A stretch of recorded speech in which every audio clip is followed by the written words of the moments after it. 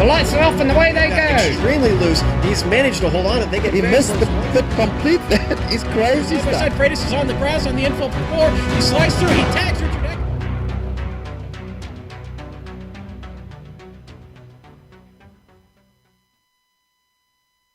Right here in the seat of Kent County, welcome to Dover International Speedway for tonight's action, which today plays host to round 30 of the Premier Racing League Patriot Fire Cup Series, and all 200 laps will be carried live as it happens right here on the Global Sim Racing channel.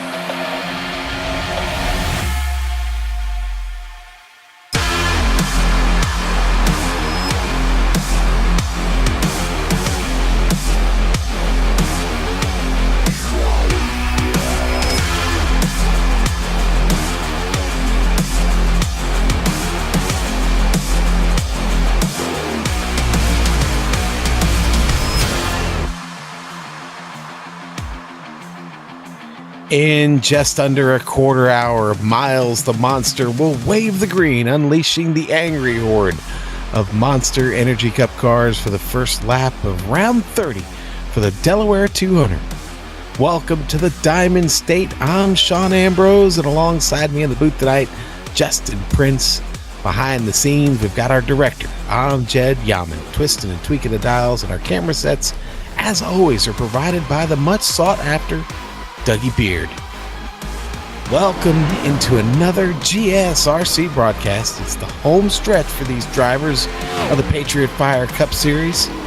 Justin, the twists and turns of a long season have been going on here, but tonight we only have to focus on these 4 turns at Dover International Speedway. Why don't you tell us a little bit about the track?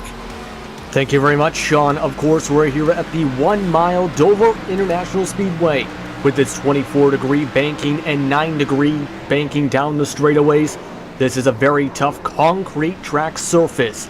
Since 1969, a lot of different actions taken part, including its nickname, the Monster Mile, because of its monster amount of action and accidents. There is a lot to go on for today's race. Either you're going to finish in victory lane or get crushed by Miles the Monster. We'll see what to expect, but first, let's head to your GSRC lap guide.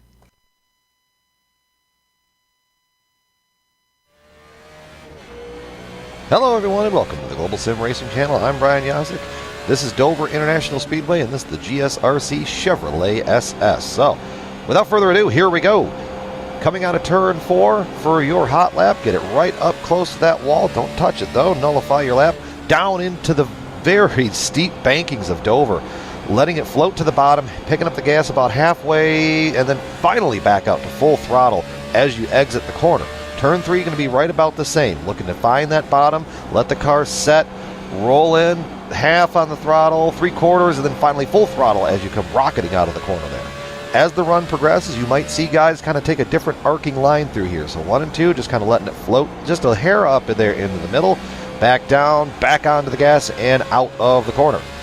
Going into turn 3, same situation. Let it float up here in the middle. Really kind of actually helps save tire. Back down to the bottom, out of turn 4, and that's going to complete your track guide around the Dover International Speedway. I'm Brian Yazik. Enjoy the show.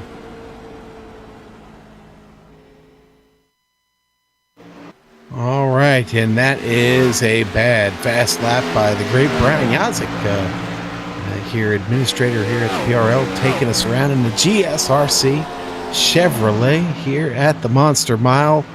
Justin, I love this track. It's fast. It's steep in history. Yeah, it hasn't been around 50, 60 years, but it is steep in history here in the Northeast. And boy, these cars are going to really, really put on a show for us tonight. They've already had some pretty incredible races here this week with the Grand National race last night, a race on Sunday night that saw James Krahula get his first win of the year, and it was right down to the wire with a last-minute restart. There was one pit stop in that truck race, and it came down to I'm sorry, not one pit stop, but one caution flag in the closing laps, and it was a green-white checker to the end that James Skrhula gets around Jeff Ward to win that race in the trucks here.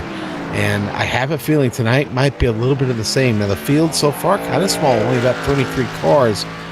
But, Justin, why don't we, while we're waiting for these guys to wrap up practice, before we get into qualifying here, why don't you go ahead and take a look, run us through the points real quick.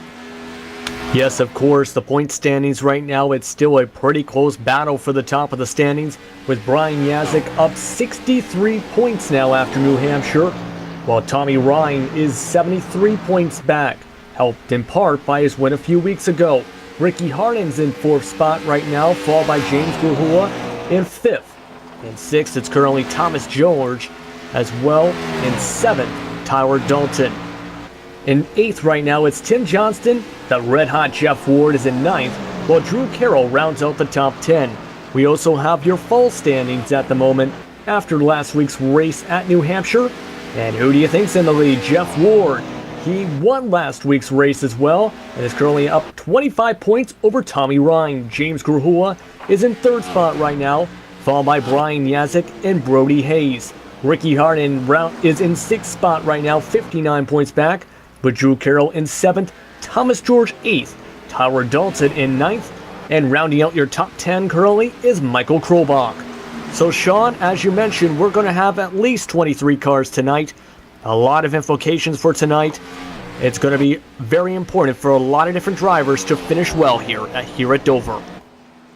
Yeah, and you know, Jeff Ward, who has just been on this incredible streak, 8 victories this season here in the Monster Energy Cup Series here, the Patriot Fire Cup Series.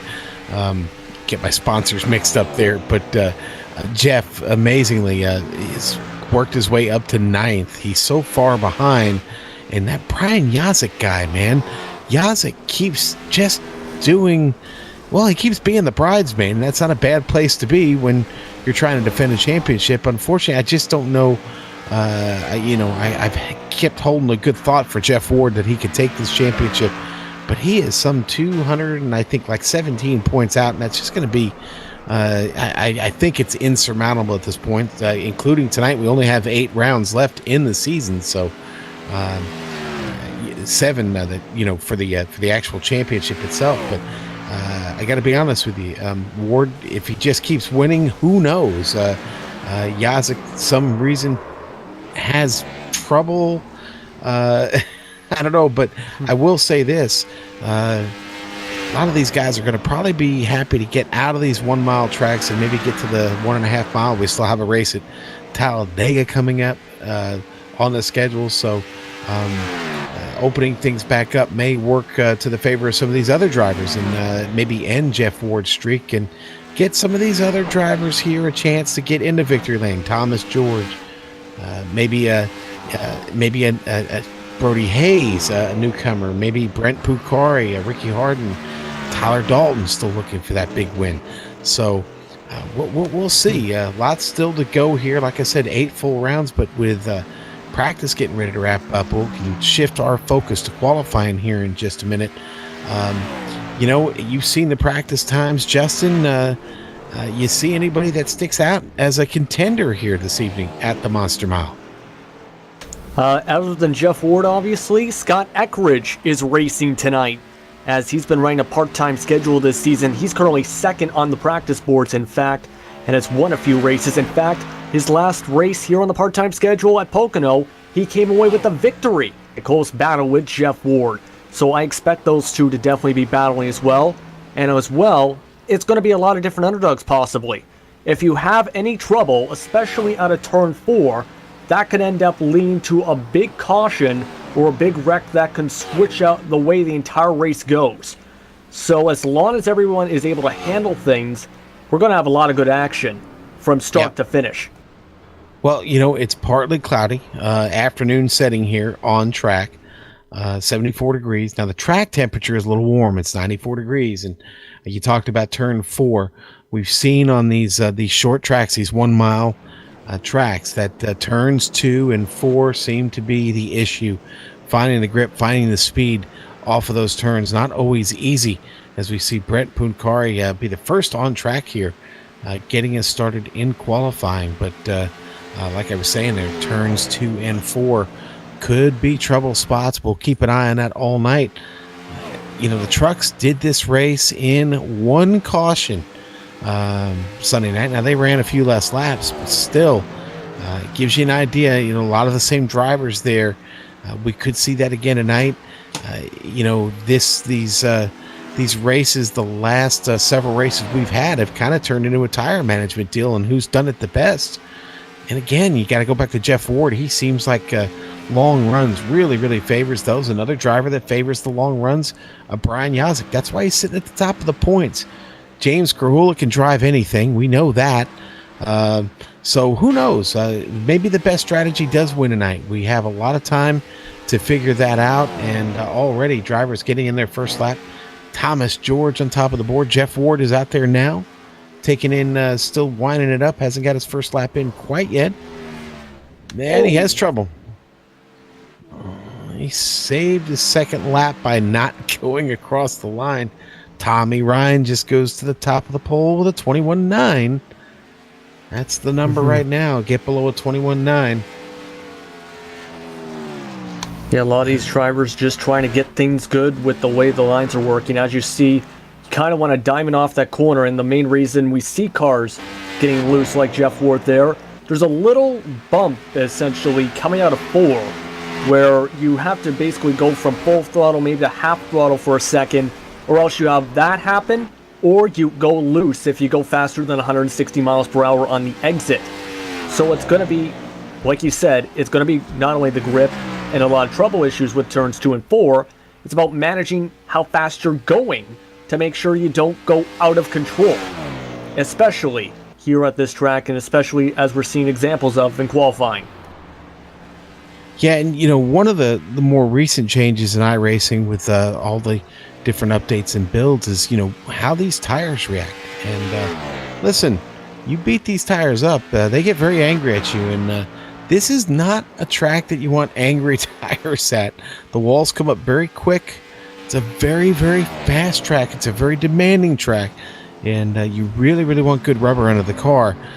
If this does turn into a caution fest, I would imagine we'll see full pit stops by most of these drivers to get that advantage on these restarts. Yeah, that is a bit of an understatement, as a lot of the cars are just about finished qualifying. A few different times are going on, but you mentioned the point of tires. It is definitely going to be a very strong situation of needing to have some good tires, because if you have no tires, then you have no shot. You have to make sure you don't burn things up very quick at the start of runs, and that's why, as you said, Brian Yazik is good with the long runs. If you're good at the long runs, you're going to race well here today. And it looks like we had some trouble with some more qualifying times. Well, I'm watching Krobach here right now. He's getting around for his first lap here. See how he winds up on this. Krobach certainly, trouble off of turn 4 for Krobach. Oh, and Yazik just goes to the top of the board. Yeah, Yazik. That. Yeah, how about that indeed? And based on some of the times here, that might stick. It's the first time in the entire session, practice and qualifying, someone's broken the 21.9 barrier. Yep. I think we can call it Brian Yazik with a 21.896, your NP3 Designs Pole Award winner. Congratulations, Mr. Yazik. Put it out, baby. Jeff Ward blew his opportunity. We'll be starting down the order, but Brian Yazik is the man as we go around here on his lap. Gets across that start-finish line, going to lock it down on the bottom, keep it tight. Quality lap, you want to keep it down there. The fastest way around is off the bottom, roll it out to the center, up to the wall, and then back down, hug it. Get a nice trip through and off of turn 4 here. Keep that grip down on the bottom, roll it up, and across the line for a 21.896, the only driver to get a 21.8. Tommy Ryan going to be just behind him. But Justin, that's pretty hot, man. Not a bad qualifying effort there. Yeah, not a bad one indeed, but I hate to be point spoiler. Scott Eckridge has decided to come on the track very late in the qualifying session, and he just got loose on his first lap, in fact, out of 4. So he's going to have to save for one more lap. We've seen the same issue with Jeff Ward, so he might be done. Yeah, Eckridge. I'm going to be honest. Eckridge isn't running, so he's going to be in race control. So I think he's just out. I think he's out there just playing around right now. To be honest with you. I kind of was wondering about that, and he had recorded practice times and whatnot. But long story short, we'll see how things go. Yeah, well, let's see. Well, he's on the track. We'll record it. We'll see what he. Who knows? He puts it on the pole. Maybe he decides to start. I guess with Scott, you never really know. He is officially race control, but he has run some races this season, and how many of them off the top of my head, I don't remember, but he's certainly been on track a couple. I guess he holds reserves the right to make that decision whenever it comes. I'm trying to see where he's at on the. And he just got the pole.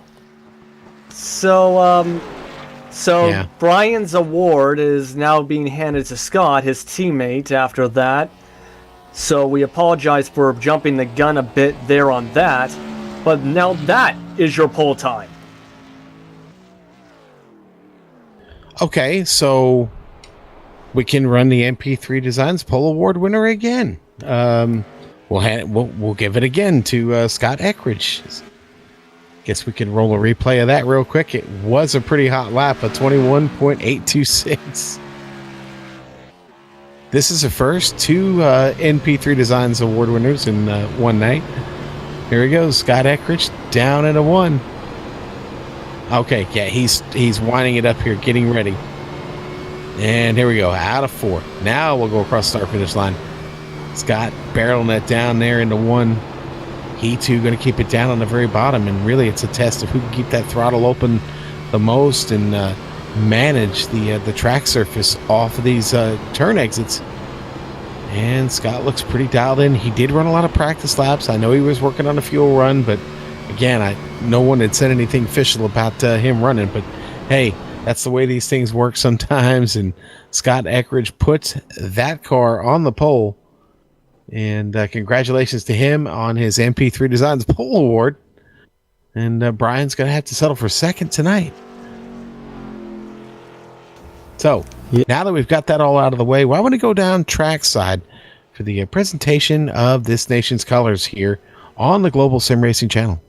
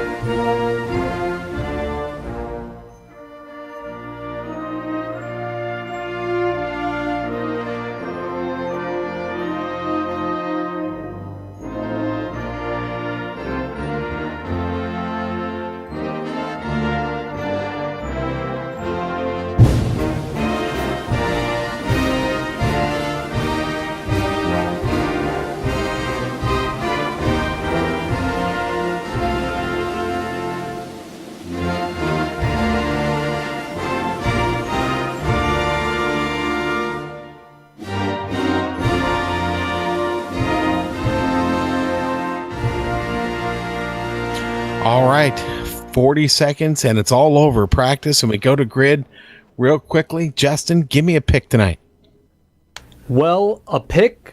There is a lot of good picks tonight as the grid flashed up for a split second, but Yazik is definitely somebody to watch. But I think it might be more of an underdog kind of race tonight, like a Woody Mahan kind of race, or Ricky Harden going to the victory lane tonight. I want to be surprised if we see a new winner tonight, or a new-ish winner, I should say. What's your pick? Okay, I said in the woodshed today, I'm going to go with it again. Give me Brody Hayes tonight. Just have a feeling about this kid. Maybe tonight is the night Brody Hayes cracks into the winner's circle. We'll see. He's been awful strong on these short tracks here over the past several weeks, and he's going to get a crack at it tonight. Why don't we go ahead and run down the starting grid for tonight's race? Your pole sitter, Scott Eckridge, in the number 70. Brian Yazek going to complete that first row in the number 55. In row number 2, on the inside, it's Tommy Ryan. And on the outside, in the 24 machine, Thomas George. In the number 12, the Jewel, Woody Mahan. And R.J. Williams, the Carolina drivers, will be in the number 51, starting 6th. Your woodshed pick of the day, the number 10 machine of Brody Hayes starts 7th. Nick Cohan will start in 8th. Yeah, that number 10 machine, that Toyota, still looking for a sponsor, folks. All right, we drop down to 9th, row 5. It's going to be the number 15 of Ricky Harden and Brent Pudkari in the number 37, Fred J. Moyer Plumbing Chevrolet. And just following them in row number 6, Troy Haight, along with Michael Krolbach in the 7 car. All right, row 7, that's going to be Tyler Dalton. The number 19 will start 13th tonight. And James Krahula had a big night last night, didn't run, took the night off, but tonight he's here and out for blood. The number 4 starting 14th. And in 15th, it's Devin Serra alongside the WWE 2K18 machine, Jonathan Lawrence. In row 9, I'm a pickle Rick, Don Runkle Jr. in the double lot, starting 17th. Justin Rodden, the Carolina driver, the number 27, will start 18th. And in 19th, the last car to recorded time, Devin Cannon, and Jeff Ward, who was the expected front runner coming into tonight. All right, I'll take these last 3. All Carolina drivers. Rick Thompson in the number 76, Matt Murphy in the number 42, and Stephen Herring completing the 23-car field tonight. The number 98 will start it from the back. Jeff Ward, you said starting in 20th.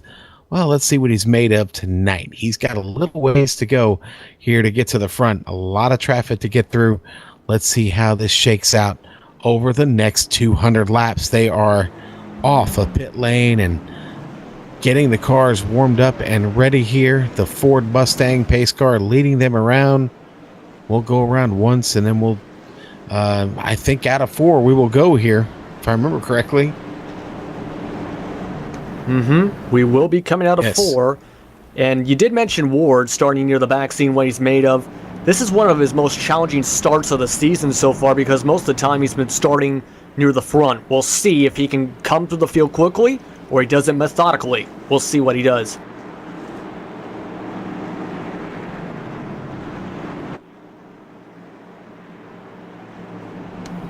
All right, here we go. Everybody settled down, ready to go here.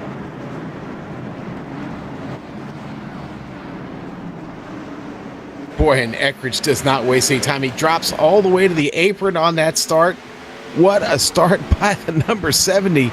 Boy, he gets out to a major break. Yazek up in the middle of the track. Tommy Ryan following right behind. They are scrambling just behind. Here comes Nick Cohan on the top side, getting by Thomas George down the backstretch. Baby, what a fight there to turn 3. Woody Mahan back there already tussling with Brody Hayes. Brody Hayes gets in front of him there, up to 7. Yeah, and a very clean first lap, really. Everyone getting to single file for the most part. But talk about that start from Eckridge. Using the apron, something I don't think I've ever seen anyone actually attempt to do here at Dover, to launch himself on that start of the race to get himself a big jump over his teammate Yazek. Well, you just said it there, launch, and that's exactly what he got, was a really nice launch there by doing that. And now got himself about a half a second on Brian Yazek here early. And they're already starting to pull away from Tommy Ryan and Mick Cohan. A wreck, there's a wreck on track. We got a yellow. Oh no, Brody Hayes gets into it with the 51. R.J. Williams, Brody Hayes, a little bit of contact there. Brody's going to get spun all the way around. I think he's got damage on all 4 corners. Let's go to the replay. You see Brody there in the number 10, the white car down on the bottom. R.J. Williams, the 51 up top. Looks like in the exit of the turn there, they just got a little close, and poor Brody Hayes Gets it turned around. Going to look at it from above here. Justin, what'd you see? From what I'm seeing here, you can see Hayes, he's coming up, and that's the case of too close for comfort when coming up to the high side. I guess based on what we're seeing there, he misjudged the distance a little bit. In the end, RJ Williams got a little bit in the back of it, setting him loose. We'll see from RJ Williams himself from the front end of his car. You can see Hayes comes up, and then RJ Williams just gives him a love tap, and there he goes. But we already have some pit stops as we finish up this replay.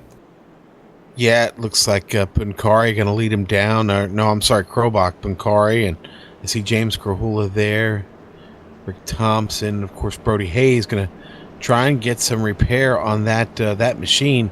Again, that car looked like it had gotten nicked up on all four corners. You're going to need those corners here at Dover. That's so early to take a shot. We had just barely got going. It's just a slight contact. Again, that's the nature of the beast here at Dover. And I think we're going to have one lucky dog here to get us started, and it's going to be Devin Cannon going to get that dog. And there he is. There's the dog, Brutus. The Coastal Safety Auditor's lucky dog, and Devin Cannon, the Captain Motorsports driver. Going to go ahead and pick that up.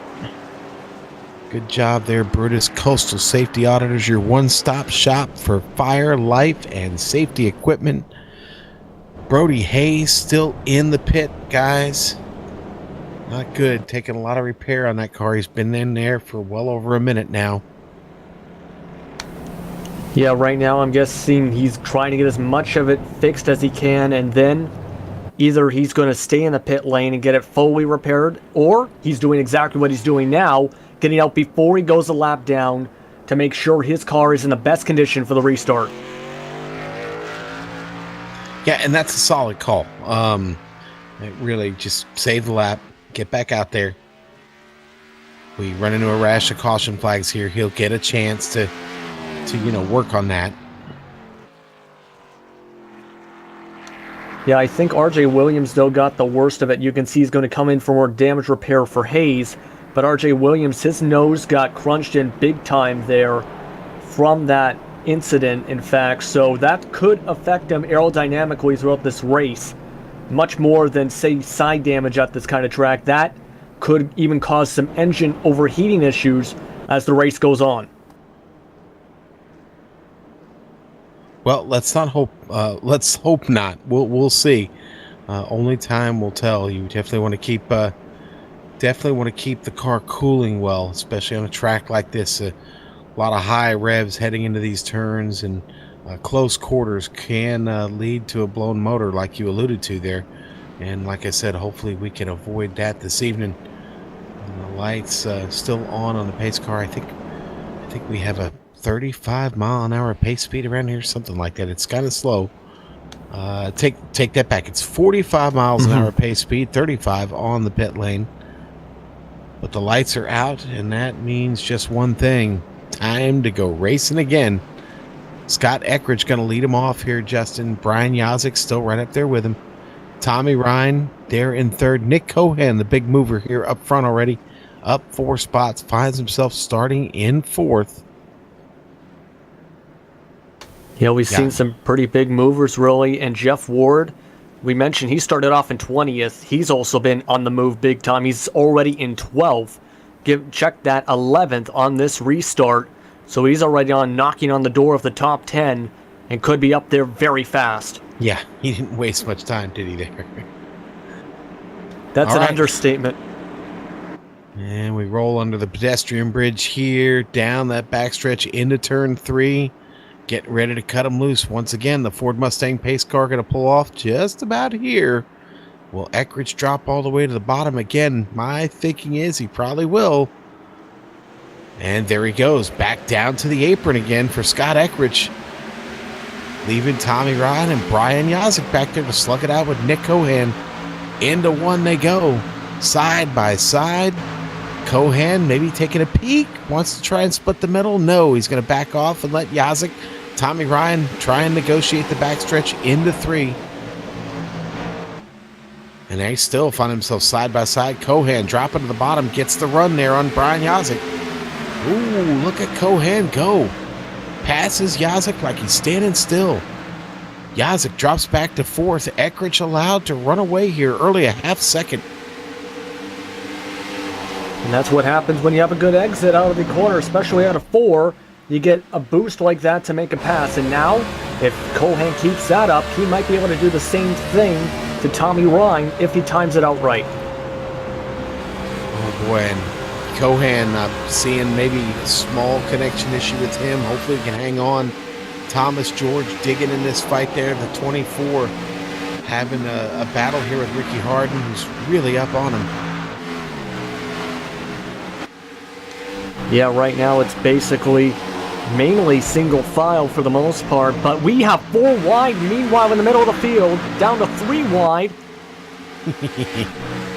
And it went back down to 2 wide as that was very close. That was around right behind for 13th and 14th, right there actually, 15th, 16th, and that grouping.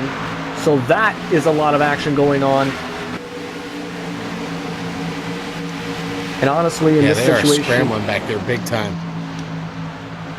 And that includes Brody, as our director mentioned, Amjad. He is coming up there fairly. He's running consistently. Yeah, he's moving. He's got a decent pace even with the damage. Getting a run on Jonathan Lawrence right now down there on the bottom. Brody, get Lawrence up into the wall. Gets a piece of it.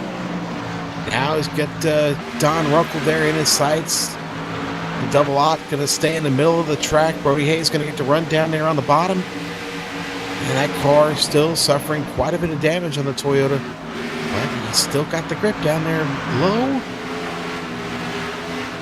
Did Nick Cohan? I think Cohan made a pass up front, gets himself up to second. He did indeed. Yes, he did indeed. And this came just a few moments ago, in fact. This was about coming through turns 1 through turn 4, essentially, lap for the entirety of lap 12 to get up there. Now Brian Yazik, he's trying to work his way to 3rd. You can see he's just trying to get the right line, get the draft, because if you have one bad exit, it could cost you multiple spots here. And that is something definitely probably in everybody's head. Get a good exit, because the better the exit, the better chance of getting more spots. Man, Ward is really, really starting to gap this field now. Oh, and we got some trouble, and Hayes is involved, Sean. Boy, Don Runkle and Brody Hayes, and they get connected. It does not end well. The 42 gets around also. And Matt Murphy on the end of that. We got it on the replay. Looks like Don Runkle gets a run to the inside, and then they get connected. Oh, no. And they get together up in the wall, and both of those cars flat. Unfortunate indeed. Look at it again on board with Don Runkle. Yeah, part of that looks like netcode situations. You can see both cars going through each other, and Matt Murphy in the end got collected after getting loose on the exit. Yeah. But that's going to end Brody Hayes' day, unfortunately. You can tell he's got some frustration, him and Don Runkle, after that situation. But meanwhile, we have pit stops. Yeah, we do, and it looks like most of the field, if not all of them, are going to opt to come down. Matt Murphy going to stay on track. I think he was already a lap down and dealing with that, so he stays on track. But the rest of the field all coming down here. Just 17 laps into this race. Let's take 4 tires and fuel and get out there and start her over again. Let's see who can win this race off of pit road. Eckrich, of course, leads them down, and he's got that top box there all the way to the end. Yep, he's got the best stop box possible, I should say, to get a good exit, and he does exactly that. Tommy Ryan gets his way back to second, but look at Brian Yazik. He had a slow stop, losing a few spots. Several, and then has trouble getting out. Yazik loose in the stall. Boy, that's going to cost him several spots. Yazik gets out in 6th. Tommy Ryan with a great stop. Nick Cohan with a pretty solid stop himself. He gets out in third. That was fun. You gotta love pit stops. You gotta. But yeah, Thomas George, you mentioned him having a good stop. He had the fastest, in fact, the second fastest of that entire pit cycle to get up there. James Corhula, the first with the 13.6. But in the case of Yazik, you do not want to see a 14.9 AI pit stop or not. That could be a killer if that happens more than once today. All right, I'll tell you what. We're going to re-rack. We're going to take a quick break. We'll be right back on the Global Sim Racing channel for the continuation here of the Delaware 200.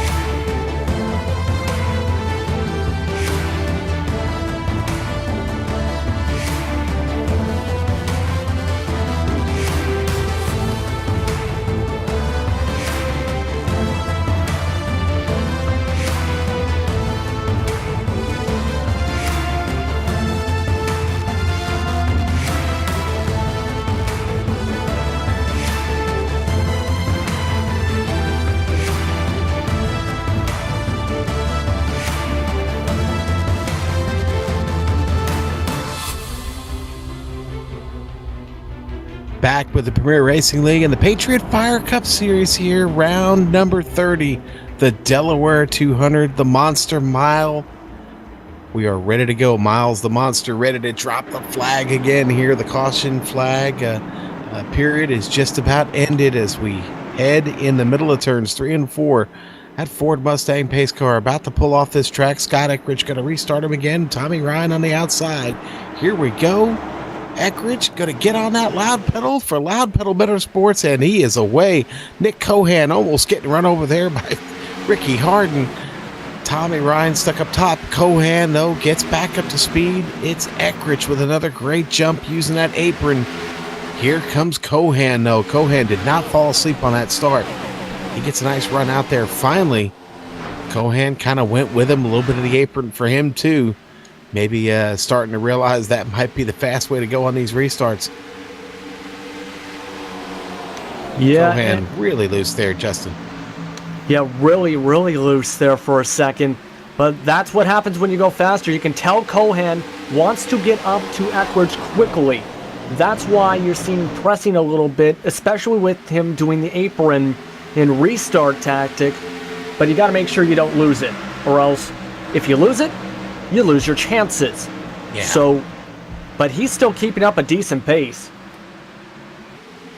Yeah, unfortunately, a couple of cars already behind the wall. Brody Hayes, Don Runkle Jr. already making an early exit from this race, but nothing early about exiting for Scott Eckridge right now. I will say that restart, very, very good for Nick Cohan. It's allowed him to hang with him.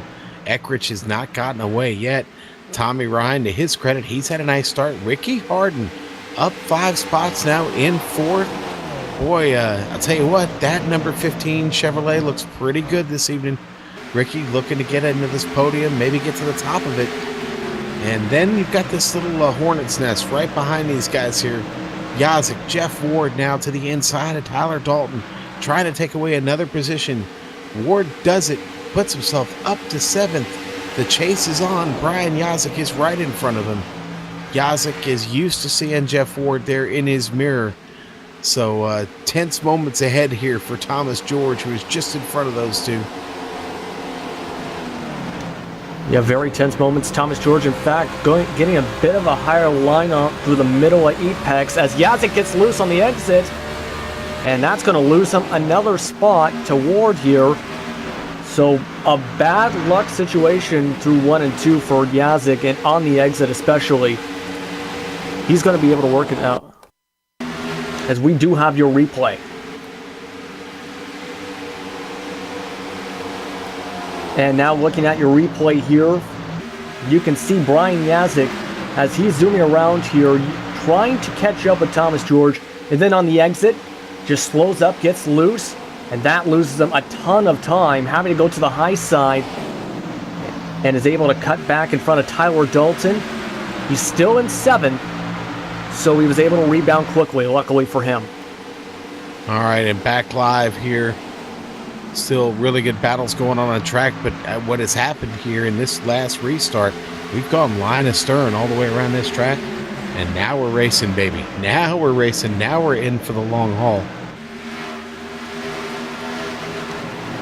Yeah, this is when tire management starts to become more and more of a factor, slowly but surely, as we've already had fresh tires every single caution for the most part for most of the field. So as long as people pace themselves, they should be okay. We'll have to see. Well, listen, it's a 200-lap race. Yes, it's all about pacing yourself this evening. Yeah, but you don't want to burn up your tires at the same time 30 minutes into a 60-lap green flag run if you were to stay out the whole time. Because as we've seen last week at New Hampshire, drivers will try and stretch it out to 60, 70 laps of green flag run. You might see maybe some people split it up into quarters, but you will see drivers till the end going long distance, and they do not want to lose spots at the end of a run. Man, back in the field, Troy Haight struggling just a little bit. The number 14, back 3 positions. He's under attack right now from Punkari. Oh, and right behind him, there's some trouble, Sean. Oh, boy, yeah, and it starts with Devin Cannon. Unfortunately, Cannon making contact with the 27, I think, of Justin Rodden, was it? Yes, it was Justin Rodden, in fact, as he got very loose on the exit. Apron. Exactly. Rodden got the apron, yeah. That did not end well. We're going to go on board Devin Cannon here and get a better look at it. Poor Devin, really just kind of an innocent bystander in that deal. Yeah, there was nothing he could really do. There wasn't enough time to really react. But that's what happens when you clip the apron here. You get loose and slide like that. Just nowhere to go for him at the end. And that is a lot of damage on the Chevrolet of Devin Cannon. Lots of damage on that number 83. It'll be tough to get a win in that condition. So we've seen, honestly, we've seen some brutality here early in this race. Boys, we got a long way to go. It's the track right now, though, is the one who's really, really putting the hurt on these guys. Yeah, right now it is. It's just been the exit of these corners, especially out of 4, that's caught a lot of it. And we just got word that someone just made a mistake. Thomas George had a speeding penalty coming through the pits to a stop just now. Oh boy, that's not going to be any good. Jeff Ward already out of his stall, making his way down the pit lane. He's going to pick up several positions already, but the important ones get out in front of him. Oh, wow, I think Ward's going to... Yes, he does. He beats Brian Yazik out there at the line. All right, well, we got all those pit stops in. Great race. Eckridge gets off there. Let's go to our lucky dog. It's going to be R.J. Williams, the Carolina driver. Coastal Safety Auditors, lucky dog. Good job, Brutus. Coastal Safety Auditors, your one-stop shop for fire, life, and safety equipment. It's important to have safety equipment in all situations, especially in pools and whatnot. But let me say this, RJ Williams, he originally went a lap down, by the way, for people not keeping track, because he wanted to get the full repairs. That was the former of the two situations when it came to Brody Hayes' situation. And meanwhile, the restart just got a bit more interesting. Tommy Ryan, pardon me, is back to second, by the way. Yeah, Ryan going to get a chance to get a decent restart here. I expect Nick Cohan starting right where he wants to. We'll see him probably go after Scott Eckrich much the same way he did on that last restart. Your top five, I'll run it down here for you real quick. Scott Eckrich, Tommy Ryan, Nick Cohan, Ricky Harden, and Jeff Ward. Ward already, now 35 laps into this race, Jeff Ward has overcome 15 fellow competitors and already in the top five. That can't be any good for Eckrich, Ryan, Cohan, or Harden. He seems to be hooked up. No great surprise, I think, from anybody watching. Yeah, I think that's, again, a little understatement. I think people would be gobsmacked if he wasn't up here already at this point. But I will say, I have been impressed with what I've been seeing from him and a few different others tonight. We'll see if he keeps it up and maybe battles for that lead right off the restart.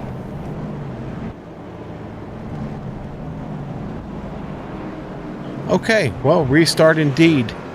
The lights are out on that pace car. Time to get her cranked up. We will start lap 37 when we drop the green.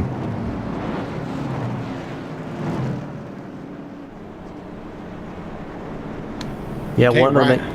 Go ahead. Pardon me there. I was just about to say, with, of course, Eckrich on the bottom and Ryan on the top, it'll be interesting to see if Thomas George can do the same thing as Jeff Ward from the back after that speeding penalty. But, yeah, there's a lot to watch as we get ready for this restart, Sean. All right, here we go.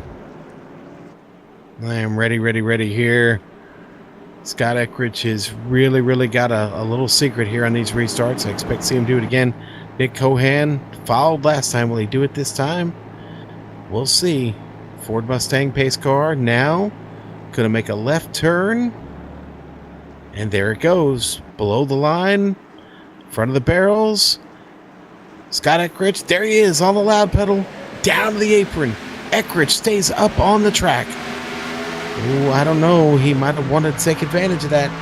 I'm sorry. Cohan stayed there on the track. Does not go down to the apron with him. But he does clear Tommy Ryan. Jeff Ward up to fourth already, Justin. Already up to fourth and immediately going to let the car roll a little bit as Tommy Ryan's going to poke his nose under Cohan a little bit. And you can see why he rolled it a bit more through that entrance in the center. Ward is coming in fast onto the back door of Ryan immediately, and he's going to do the same thing on this exit. Oof. And get the position. If he can keep it on the bottom, and he will. Immense pressure there on Tommy Ryan. Then does the slide job, pulls right up back in front of him. Now up to third. Jeff Ward has already gotten himself in a podium position here, just short of 40 laps into this race. Nick Cohan, I got to tell you, I'm watching Nick. He's fighting that car just a little bit. Nothing coming easy right now for Nick and his Toyota. Got to watch that apron. He was down really low right there. The transition up to the track, not very nice. We've seen that already. Yeah, especially on entrances as well. You don't really want to touch that apron at all, really, during the green flag runs. So it's just a matter right now, I think, for Cohan to keep it solid. You can tell right now he's a little bit loose on some of these exits, trying to keep up pace. He's got to make sure it doesn't get too loose, as Michael Krobach is currently in 8th. Okay, looking back to the field here just a bit. Tyler Dalton holding off Michael Krobach right now. Woody Mahan, they're in that mix. Woody sitting in 9th place, the top 10 being completed right now by the number 20, the Fred J. Moyer plumbing car there of Devin Serra. James Krahula slowly working his way back up through the field. Krahula started, what did he start? 14th. He is in 11th right now. James probably playing the long game here on these guys. Doesn't have any interest in fighting for the lead right now. Just keep himself on that lead lap until maybe he gets to play the strategy game with the rest of his competitors here this evening. But as you can see, they're buzzing all around, though. Single file around this track. That's certainly the safe way to get around when you have still a little over 150 laps left and you got to take care of the car. We've seen so many of them get banged up here early, and we've got a lot of drivers who've taken their cars behind the wall already or are out there running slow. And man, you don't want to be slow here at this track. They will catch you quick when your laps are just about 22 seconds in race pace. It doesn't take long if you're just a few seconds off the pack. Yeah, that's an understatement. Again, I apologize for using the word understatement a lot tonight, but basically you definitely don't want to slow down the pace. That's why a lot of these guys are still in the 22.7s and 22.8s in the race pace. Meanwhile, if you look at the back, these are the cars currently at risk to fall a lot down soon, like Stephen Herring, Matt Murphy, Devin Cannon, who are in the 23s, way back right now. Those are the times you do not want to have damage or not. So they have to find a way to get some kind of speed with the damage they have quickly, or else you're going to get lapped by Eckridge fast. Boy, I was watching James Gruel. He had a moment there coming out of turn 2. Rear end of the car got really loose on him, but he held on to it. Nice recovery there by James. Yeah, Woody Mahan trying to make a run at Michael Krobach. Krobach run up the track just a little bit. Krobach having a nice run here to get started. Krobach up 4 spots himself. Now gonna try and maybe get position here on Dalton. And I think it's no great secret that number 7, not a lucky 7 for Michael Krobach. He has seen his share of bad luck this evening, but who knows? Maybe the Monster Mile is where his fortunes can change this evening. Right now, the HPP Simulations Toyota seems to be pretty strong, pretty dialed in. Dalton getting a real run there on Yazik. Oh boy. Things are heating up here as we just about to hit lap 50. Krobach drops to the inside of Dalton, side by side through the center of the turn. Ooh, it's going to be dragged to the line, and Tyler Dalton's going to get it this lap. Yeah, Krobach getting squirrely on the exit there at 4. Personally, I'm one of those drivers who, if I want to make the pass, I got to find a way to get to the high side, and the exact reason was there, getting loose if you are too fast on the exit.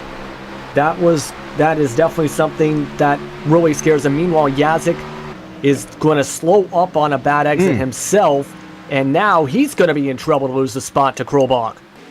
Well, he loses it to Tyler Dalton first. Yazik slipping back there a spot. Dalton up to 6th. Now Krobach look to try and make a move on the outside of Brian Yazik. I don't think that'll work. In fact, he might. No, he tries to cross him over coming down the front stretch. Gonna try and get a wheel inside. He does.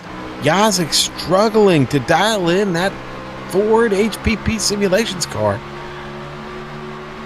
It's a couple of HPP sponsored machines right there. One Toyota, one Ford.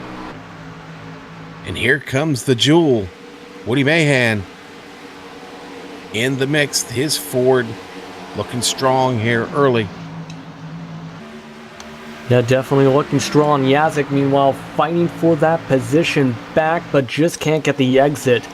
Meanwhile, we were mentioning James Grahula a few moments ago. He's worked his way back up to 10th, pardon me, I should say, as Grahula continues to do well. Meanwhile, Krobach, he might lose the position now this time, but is able to hold on.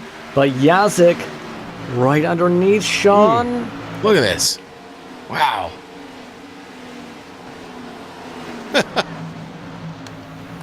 Yazik still hanging in there. Now Krobach finally drops down in front of him, completes, not completes the pass, but keeps the position there.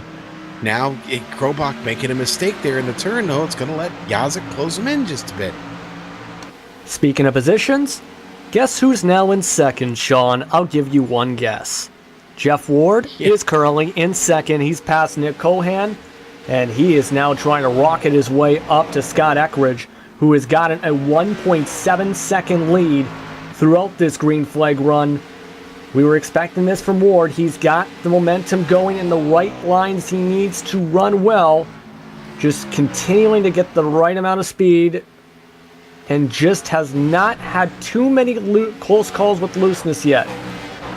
Well, we'll see what Ward can do. Now, he is not faster than Eckridge presently. Eckridge about a tenth faster over the last couple of laps, so we'll keep an eye on that. Those two having to deal with the traffic now, though, as Devin Cannon just gets lapped by Scott Eckridge, and now Ward will have to deal with and get around him. Nick Cohan still hanging out there in third place. He's diamonding off the track just a bit now, and Tommy Ryan running a more traditional line there behind him in fourth. Ricky Harden currently completes the top 5. We still have 20 cars on track and running. Justin Rodden, Don Runkle Jr., and Brody Hayes have taken their machines behind the wall. Yeah, I'm surprised, honestly, that there's just been 3 DNFs so far tonight. A very clean race for the most part, other than a few incidents, although we still have some beat-up drivers out on that track. Devin Cannon right now is now a lap down, as he has become essentially the lap traffic to maneuver here on this green flag run in 20th spot. So that is going to be something we're going to see more and more as the run continues. After all, some of these times are still pretty fast, 23.3s even on these worn tires. Yeah, and you know, Devin really only about a second and a half off the pace. Obviously out here running for points right now. As long as he can continue to stay out of the way and let these guys get by cleanly, he's not a threat to any of his fellow drivers, but a great chance to, again, work on points. Now, Thomas George just getting by Brett Pucari for 12th. Yeah, now James Grahula, he's going to lose his position right in front of him, and now Thomas George, who had to start in the back due to the speeding penalty on that caution, he's going to work up to 11th. Boy, and Grahula there losing a lot of spots. Yeah, that's just the luck of just some bad luck in that time, because Cannon was on the high side as a lap car, and Grahula was stuck on the high side. It's either you run into the back of him, or you do the smart thing, have to slow down, check up a little bit, and file back into line to prevent any trouble. So he's now back to 13th because of that one positioning, or the one bad timing of where Devin Cannon was on the track for him. Well, another Devin Serra got his hands full right now with Thomas George, but Serra having a pretty good drive here to get things started. He's up 5 spots. And that Chevrolet SS seems to be running George right up on the splitter. There, got that splitter right up on the bumper there of Devin Serra. And no contact yet, but boy, running really, really close. Oh! Big trouble on the front stretch. Oh my goodness.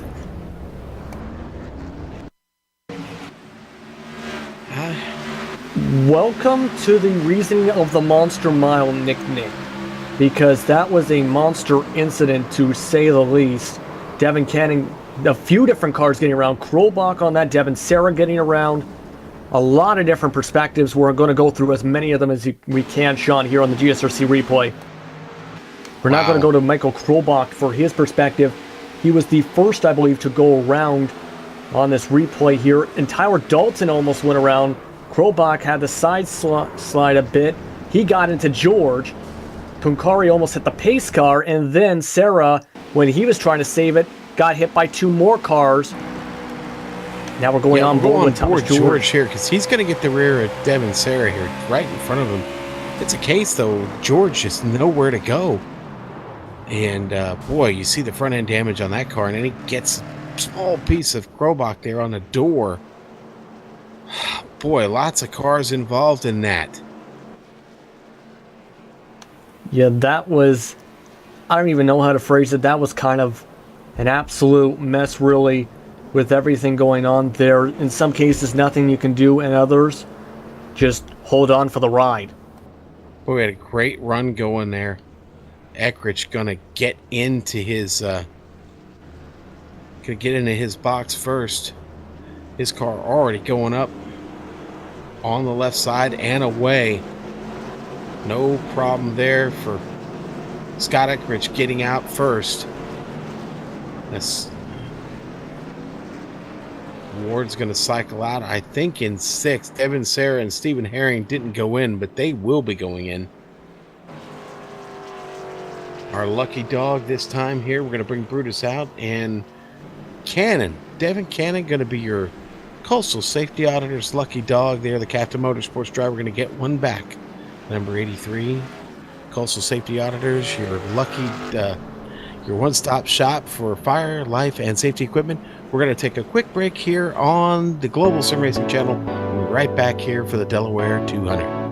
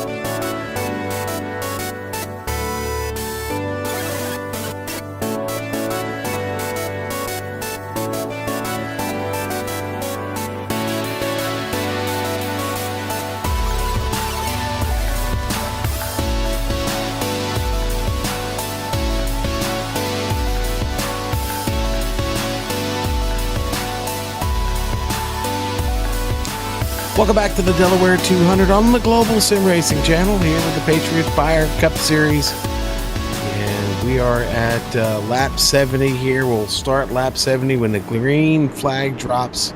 About to do that now. It's going to be Scott Eckrich and Nick Cohan. Don't mess with the Cohan, baby. Here on the restart, Eckrich has restarted this race from the point every time. There goes the pace car. Scott Eckrich is going to lead him off. A little slow to get started. Down to the apron he goes. Eckrich on the hammer. Tommy Ryan, Nick Cohan left to sort it out. Jeff Ward now back to 4th. Slow pit stop. Gets him back there. And Cohan, Ryan still digging, still going at it, but the top line is moving. Cohan still trying to get in front. Not happening. Tommy still got a tire in there. Not now.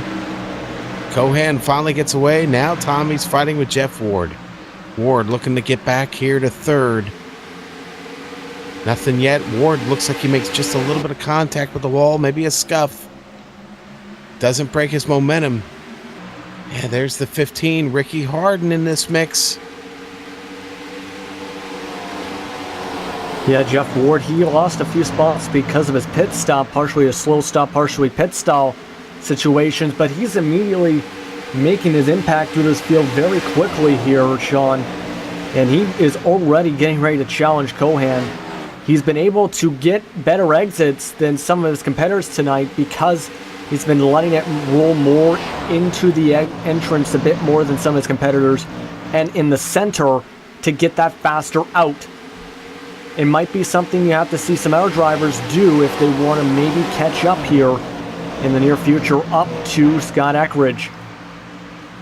Okay, not a lot of fighting right now. Everybody trying to settle back in. We had a really solid run going there. I think we had gone about 33 laps on that last run, so we had really dug in and had gotten to a point where the cars, quite honestly, were starting to free up just a bit. Maybe we can get to that point again. Who knows? Maybe even get a green flag pit stop out of this. But right now, the next thing we have to look forward to is the halfway point of this race as we start lap 75. And I will tell you, in 25 laps, somebody is going to get those 10 bonus points. Could it be Scott Eckridge, a driver who is, honestly, he's only had 10 races this season, not a factor in this point championship.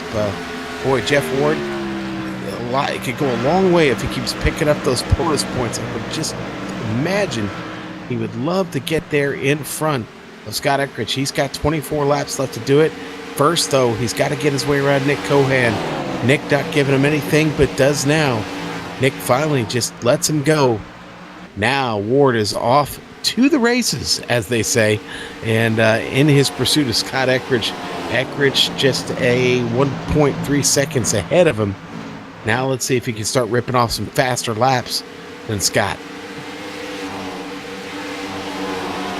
Yeah, he's got some space to work with the clean air, and he's got, of course, space to make whatever line he wants, really, compared to trying to battle side by side or focusing with the cars around him. So it's a much easier situation for Jeff here. So we'll see if he can do exactly that, because Scott Eckridge is still running 22.5s, and it's pulling away still to a 1.5 second lead now. I'm watching James Krahula right now. He is starting to make some hay back here, up 5 spots inside the top 10 now, sitting there in 9th. Krahula trying to get a run here at Brian Yazik. Yazik, I saw there, struggling just a little bit there off the turn. Not the first time we've seen that at a Yazik this evening. His setup seems to be a bit free, at least the way he's running it. Loose is fast, but I don't know if he wants it quite as free as it appears to be right now. Not able to really be fast enough here to get around Woody Mahan. And not really a threat here. Maybe that's all part of the plan, but James Krahula definitely starting to get that run here at Brian Yazik. Again, bonus points are in play here for the top 10 as we approach the halfway point of this race.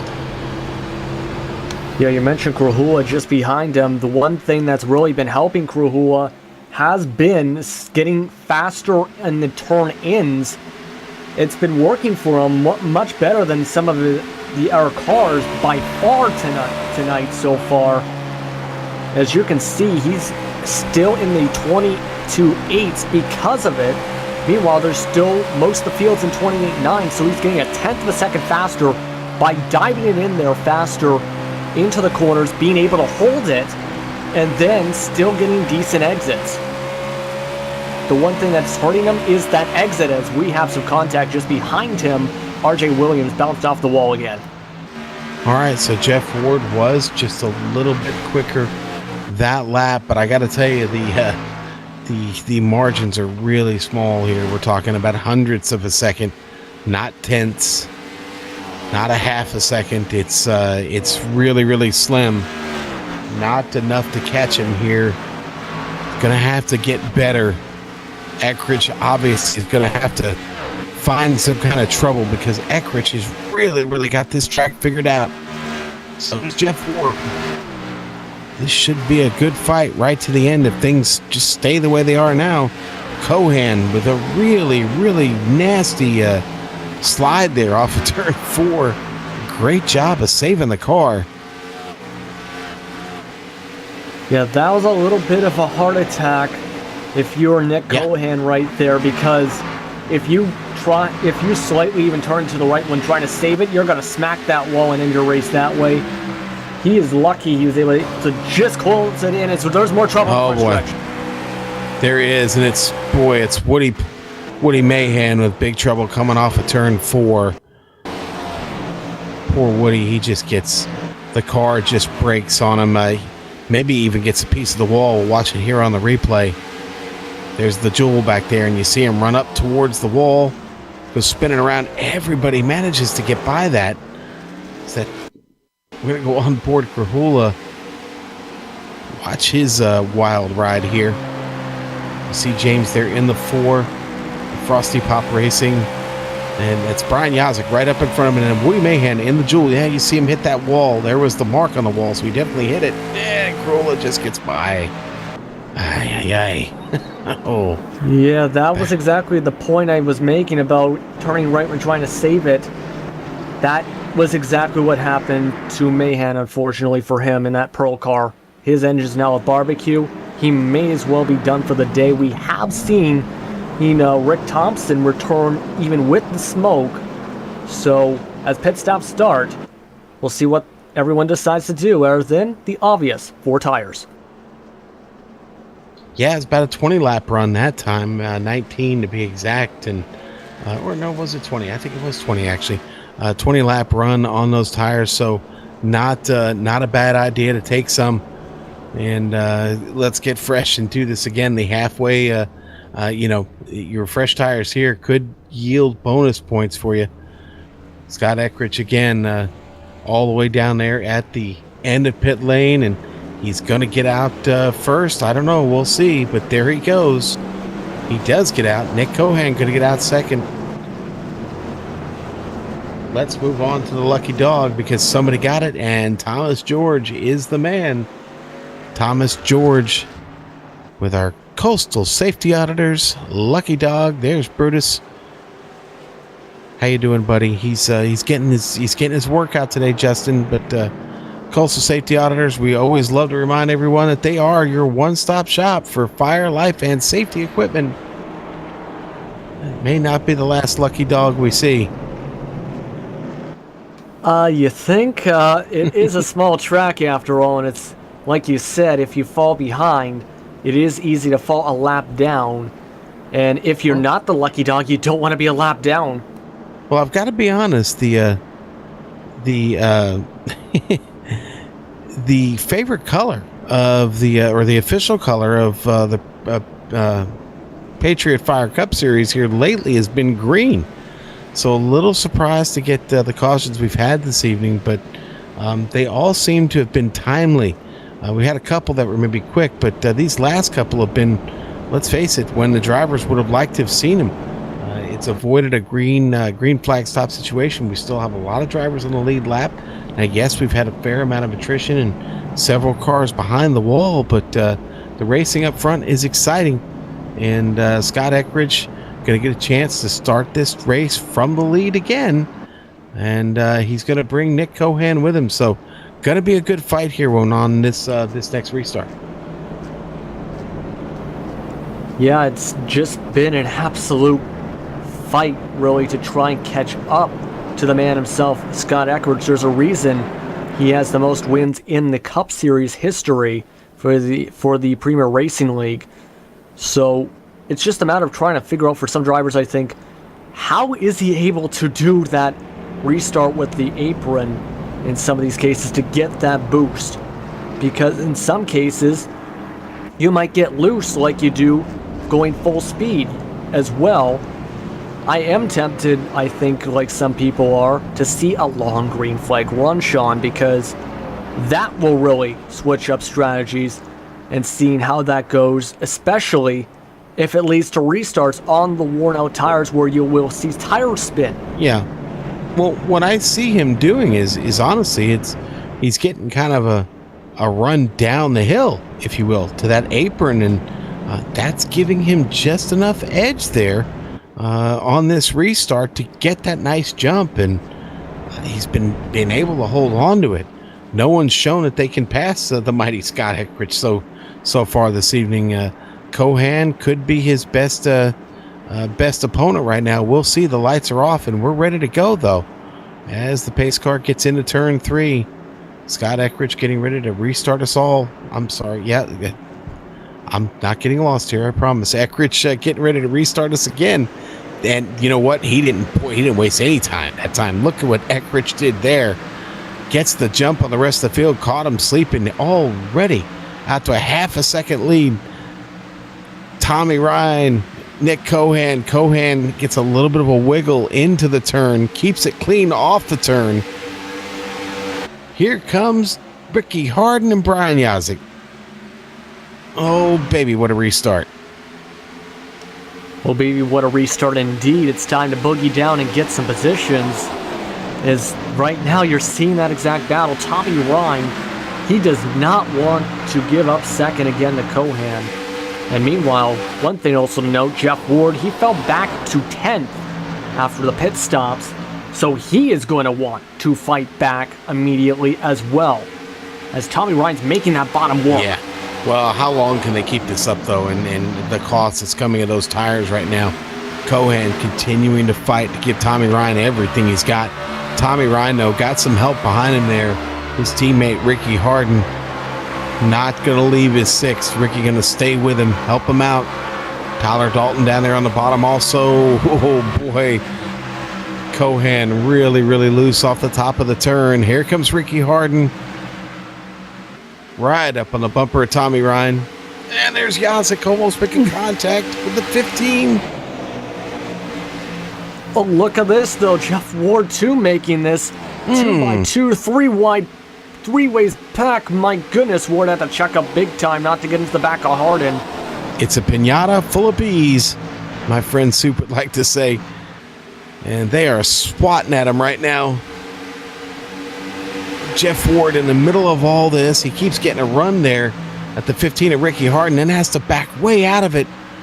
Nose to tail with Harden, and Harden slips a little bit, come off of 4. Does a great job of saving it. Yeah, I think everyone's trying to make sure they stay clean and don't get loose. This is the wrong time to have that kind of situation, to say the least. I think if you're in too wide like this, your heart is pounding like crazy. Tense moments here in the Patriot Fire Cup Series. Brian Yazik back here battling with James Krahula. Yazik gets the position right now from Krahula for now, as we just about to the halfway point of this race. Every one of the top 10 are worth points. Jeff Ward making a move on Krahula. The battle for second, though, still on. Tommy Ryan trying to hold off Nick Cohan. I don't think we need to worry about first right now. Eckrich is in command, but Tommy hanging on here, trying to hang on to the halfway point. Cohan gets the run out of 4. Not enough to get by and get under. Tommy Ryan shuts the door on him there in 1. Out of 2, down the backstretch. Cohan got anything for him? No, nothing into 3. 1 lap to go this time by.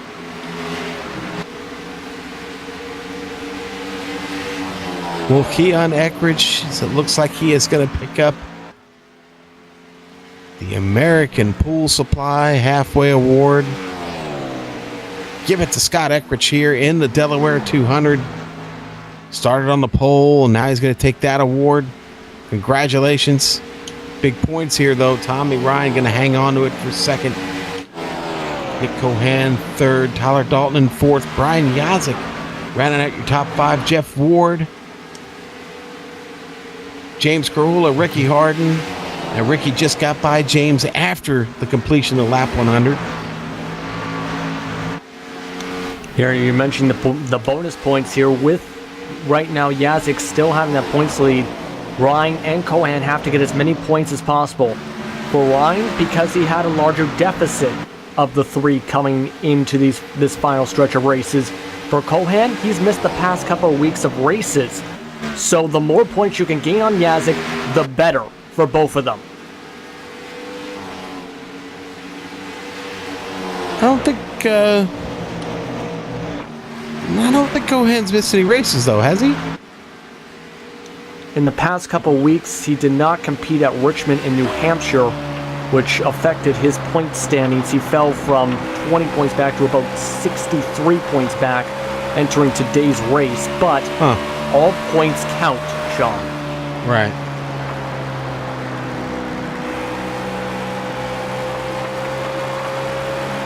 But now James Krahula, he's stuck on the high side. Not a good spot to be that high. And look at this, though.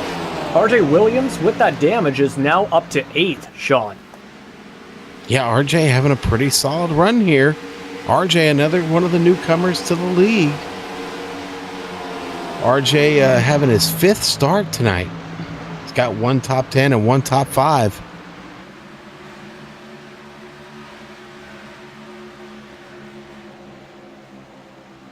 Oh boy, in trouble for Krahula there, Justin. Go ahead.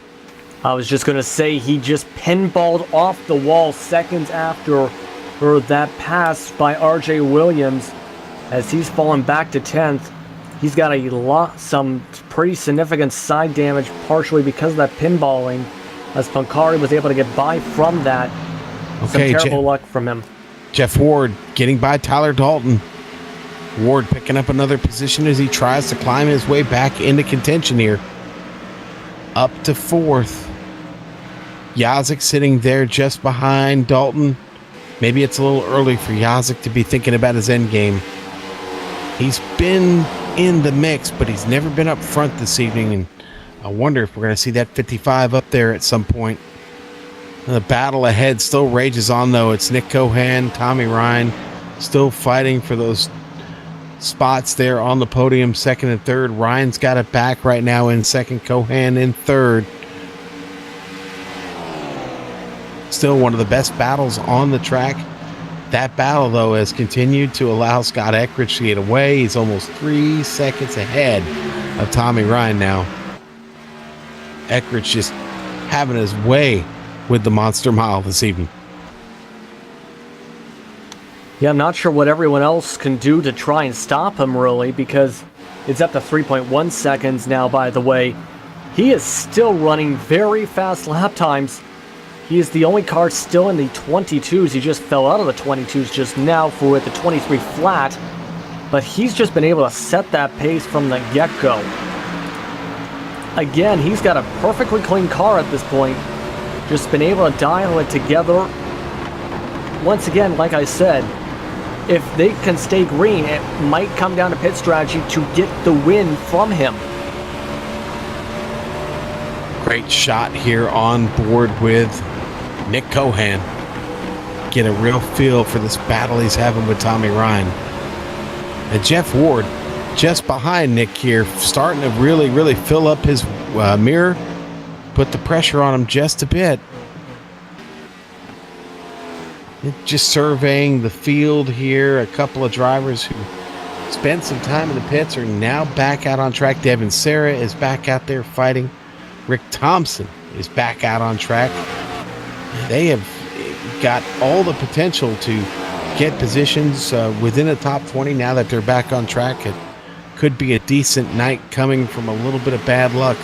You see Yazik here battling on screen, getting this position away from Tyler Dalton. It was a great move to do it. And Yazik starting to pick up a little bit of ground now, gets himself into the top 5. This has not been the easiest race for him. He seems to have struggled just a bit. Again, that could all be part of his grand plan, Justin.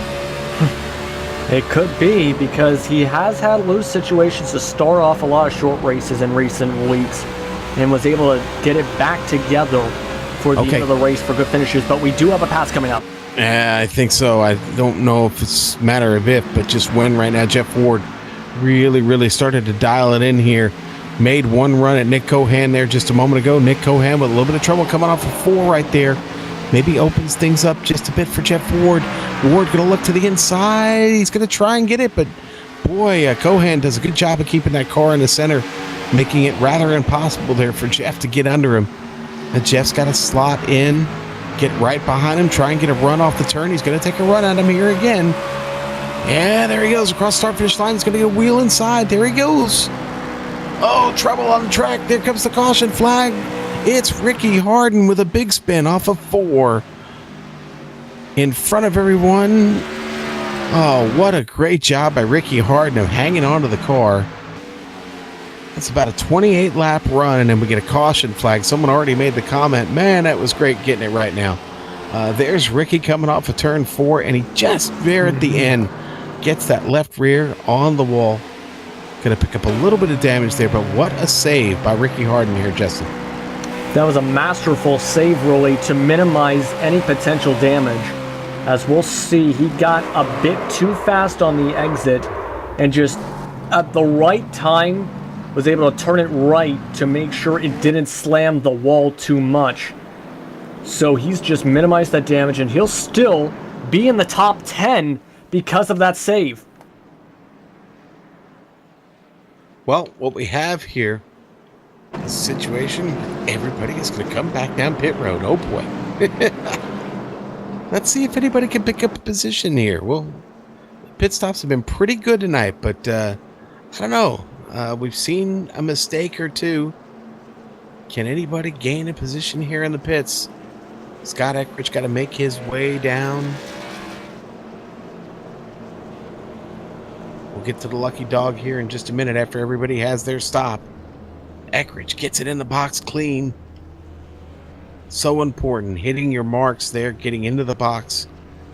Overshooting that thing, really. Just a real backbreaker. Who's going to be out first? It's going to be Eckridge. And Jeff Ward. There you go. Ward picks up a spot there in the pit lane. He gets off really quick.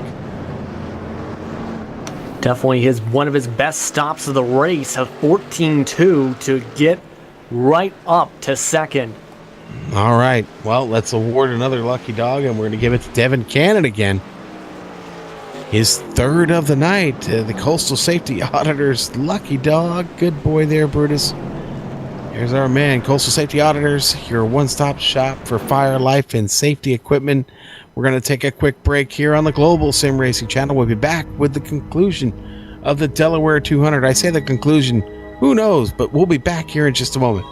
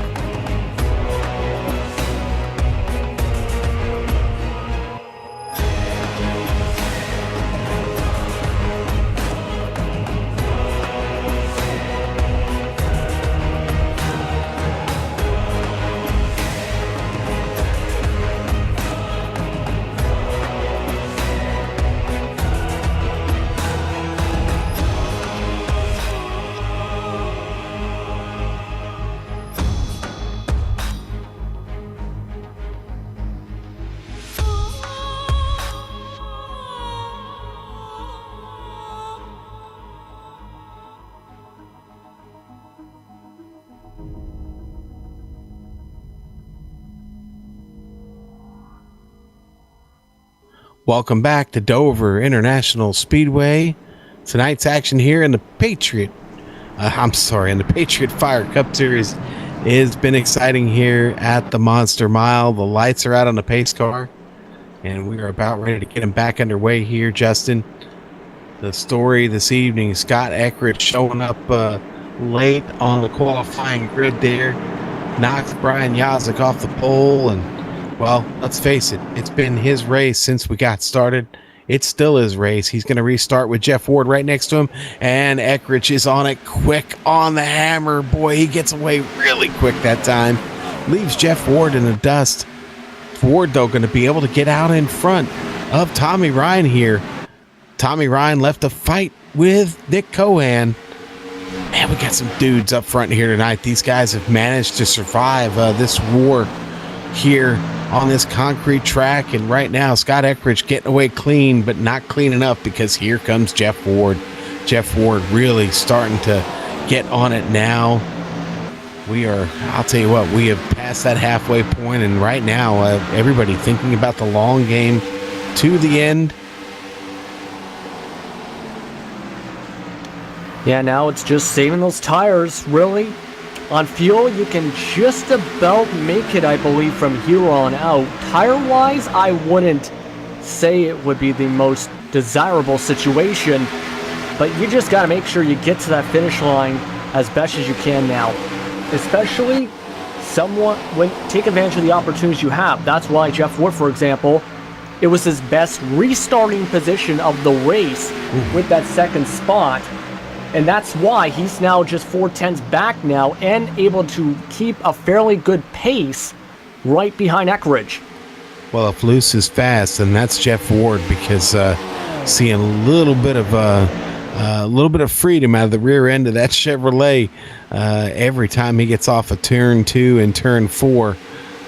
Got a handful of wheel right now for Jeff Ward, but he is digging hard. Keeping pace here, just about a half second separate these two. They've already created really, really good separation from the rest of the field. Nick Cohan holding down third, Tommy Ryan in fourth, Yazik completing your top 5. Tyler Dalton having a pretty quiet, productive race, up 7 spots, finds himself in 6th. RJ Williams, the big story. Again, this is his 5th race tonight, and he finds himself up here slugging it out with the big boys. Toyota got a little bit of damage on it, not much. Hype Athletico on the side of that car. Not really sure what that is. I'll have to look that up, get our crack team of investigators on that. That is a Toyota. Brent Puncari still hanging on the Fred J. Moyer Plumbing number 37.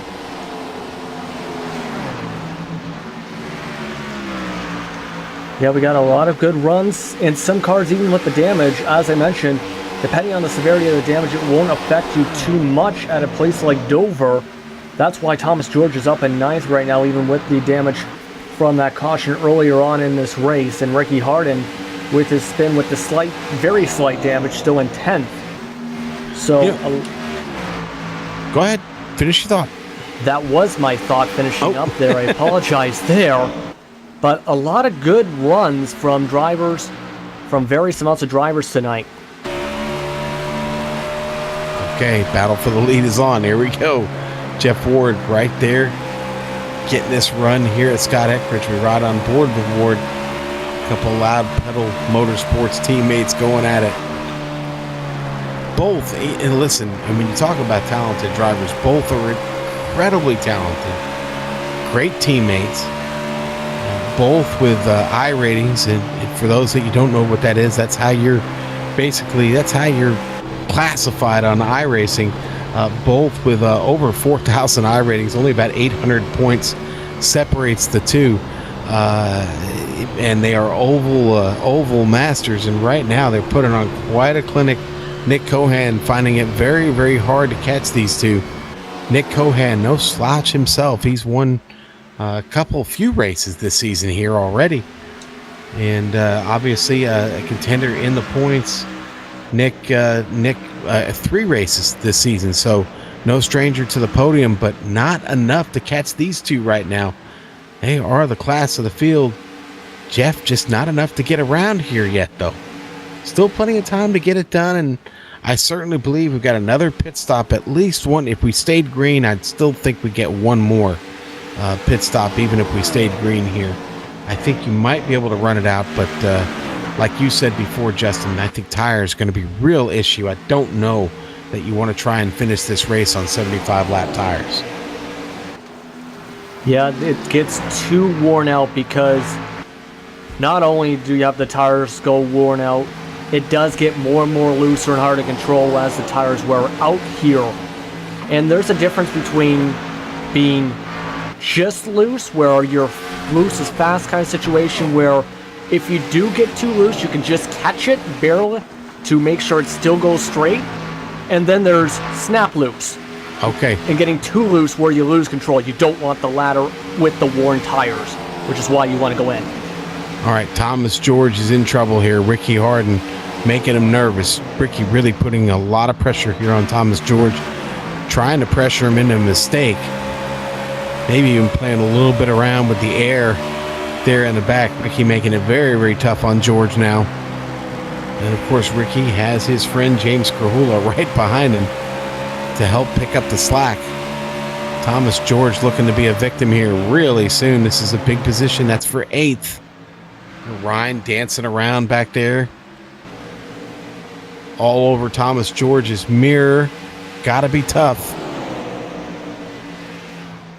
As a driver, you want to defend your position. And listen, I know they say you got to rip that mirror off and not look at it. Well, you don't want to get run over either. And George doing a really good job of holding his line right now and defending it. But Ricky Harden not going away.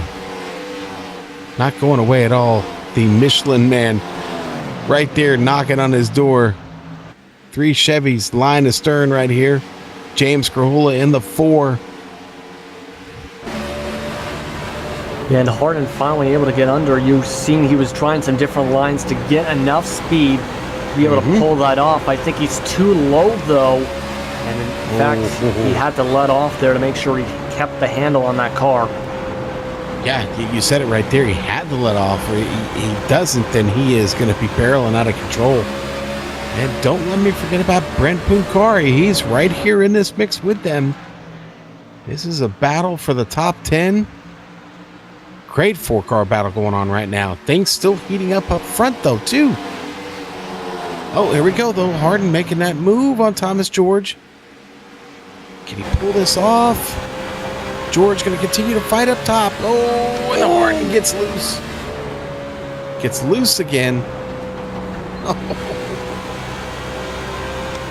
Yeah, that is why, like I said, I prefer, when I'm racing here at Dover in a personal experience, to be on the high line in the 2-line situation. Because, like you're seeing, if you're too loose, you lose a lot of spots. And Harden had to check up big time on that exit, and that's going to leave the door open for Puncari to get for the position battle with Krahula. But he has to let off the same way Harden just did. Now don't worry, nothing's changed up front. Eckridge now about 0.6 of a second in front of Jeff Ward, but still plenty of battling just behind them. Again, this battle right now that Thomas George is in with the rest of the field. Now they're coming up on the lap car. Rick Thompson. Thompson doing a good job of staying out of the way, but now he's got a whole pack of tough customers coming through here. They're catching him in a decent spot. Thompson is able to stay out of this, not be a factor. Krahula's got to try and get by now. So does Puncari. Oh, RJ Williams having trouble there. Oh, Williams off at turn 4. Plants it into the wall. We've got a replay. He saves it, keeps it out of the racing line, Justin. Yeah, we're going to take a look at it here. Just went too fast on the exit and kept it straight, did not spin it out, sliding it against that wall, killing the commitment cone, and is still going. He's all the way back in 12th now, but a good job at saving it and making sure he didn't go all the way around. Real good job of hanging on to it there. He'll live to fight another day right now. RJ slips all the way back to 12th, but he is still very much in this race. Brent Puncari gets up to 9th, and now he does it by passing James Krahula. Krahula back to 10th. He's going to let him have that spot. You see the lap counter in the top left hand of your screen.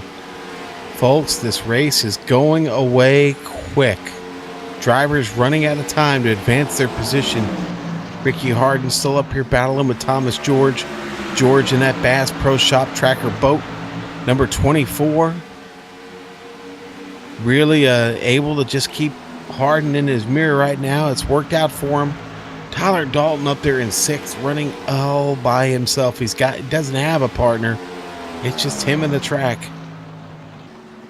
And we're into that point here. We've been a few times tonight.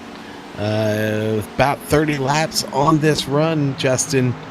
That's about when we've seen trouble. Do we see it now, or do we keep going? What do you think?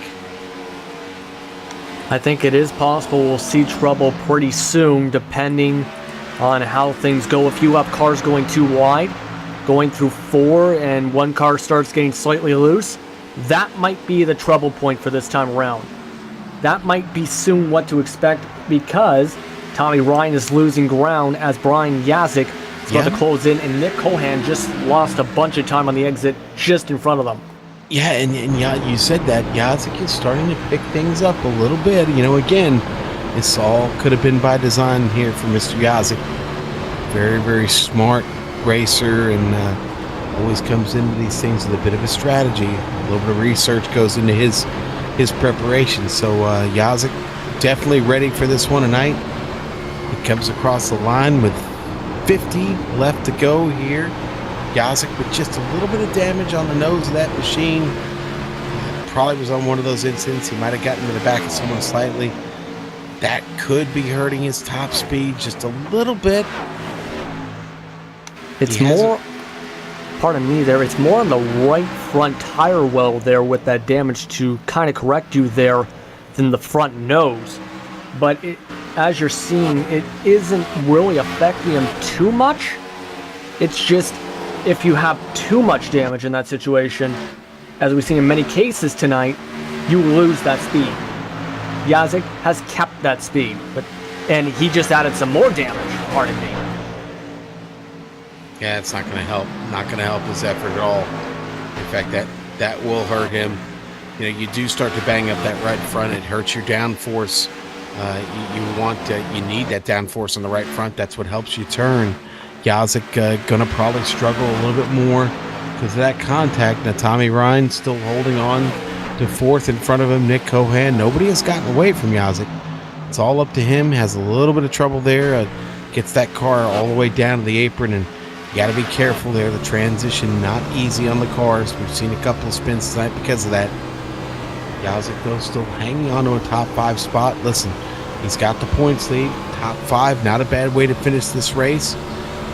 If he knows he doesn't have a car that can get the front, then you know what? He's doing the best thing he can do right now by keeping the car out of trouble. Don't want to risk anything by getting up there and trying to fight Tommy Ryan and Nick Cohan with a car that might be handling a little bit off. So Yazik doing a good job of just hanging on to it right now. But boy, the good job is being done up front by Scott Eckridge. He continues to open things up on Jeff Ward just a little bit. Now that gap about a second and a half. And again, as we get into the final segment of this race, the last quarter of it basically, we see everybody now approaching that 38 lap run mark. That is as long as we've gone. I don't want to jinx anything, but gonna have to be thinking about a pit stop here pretty soon. Mention pit stops. Nick Cohan has just pulled right into the pits. He is one of the first cars to go for a green flag pit stop.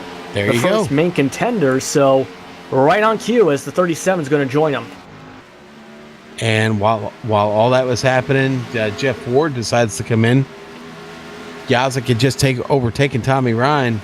All this may be for naught, though, as we see several cars starting to take that pit stop. That's kind of a monkey see, monkey do situation right now. Yeah, R.J. Williams is in. Jonathan Lawrence is in. Yeah, just about half of the cars that were on the lead lap have pulled in. Yazik, Ryan still out there. Eckridge still out there. So it's now to the point where when is Eckridge going to bring it in? And what if there's a caution during the middle of this pit cycle? Because that could really disrupt the rhythm of the rest of this race. Well, Jeff Ward coming out on track just as Scott Eckridge passes him. So there you go. Yeah, Jeff Ward right exactly where he was before, just 2 laps down. Now but he does have the fresher tires, He and he's does. He does, and we're going to see him pass Eckrich like he's going, standing still. Eckrich going to get out of the way, kindly let him go. Now, what Ward's got to do, Ward's got to dig here. And there you go. There you go, your leaders now there, Justin. Scott Eckrich, Brian Yazik calling it. Here they come down pit road.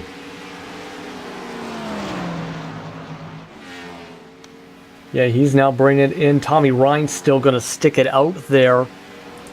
Just about the entire field has pulled in for its stops.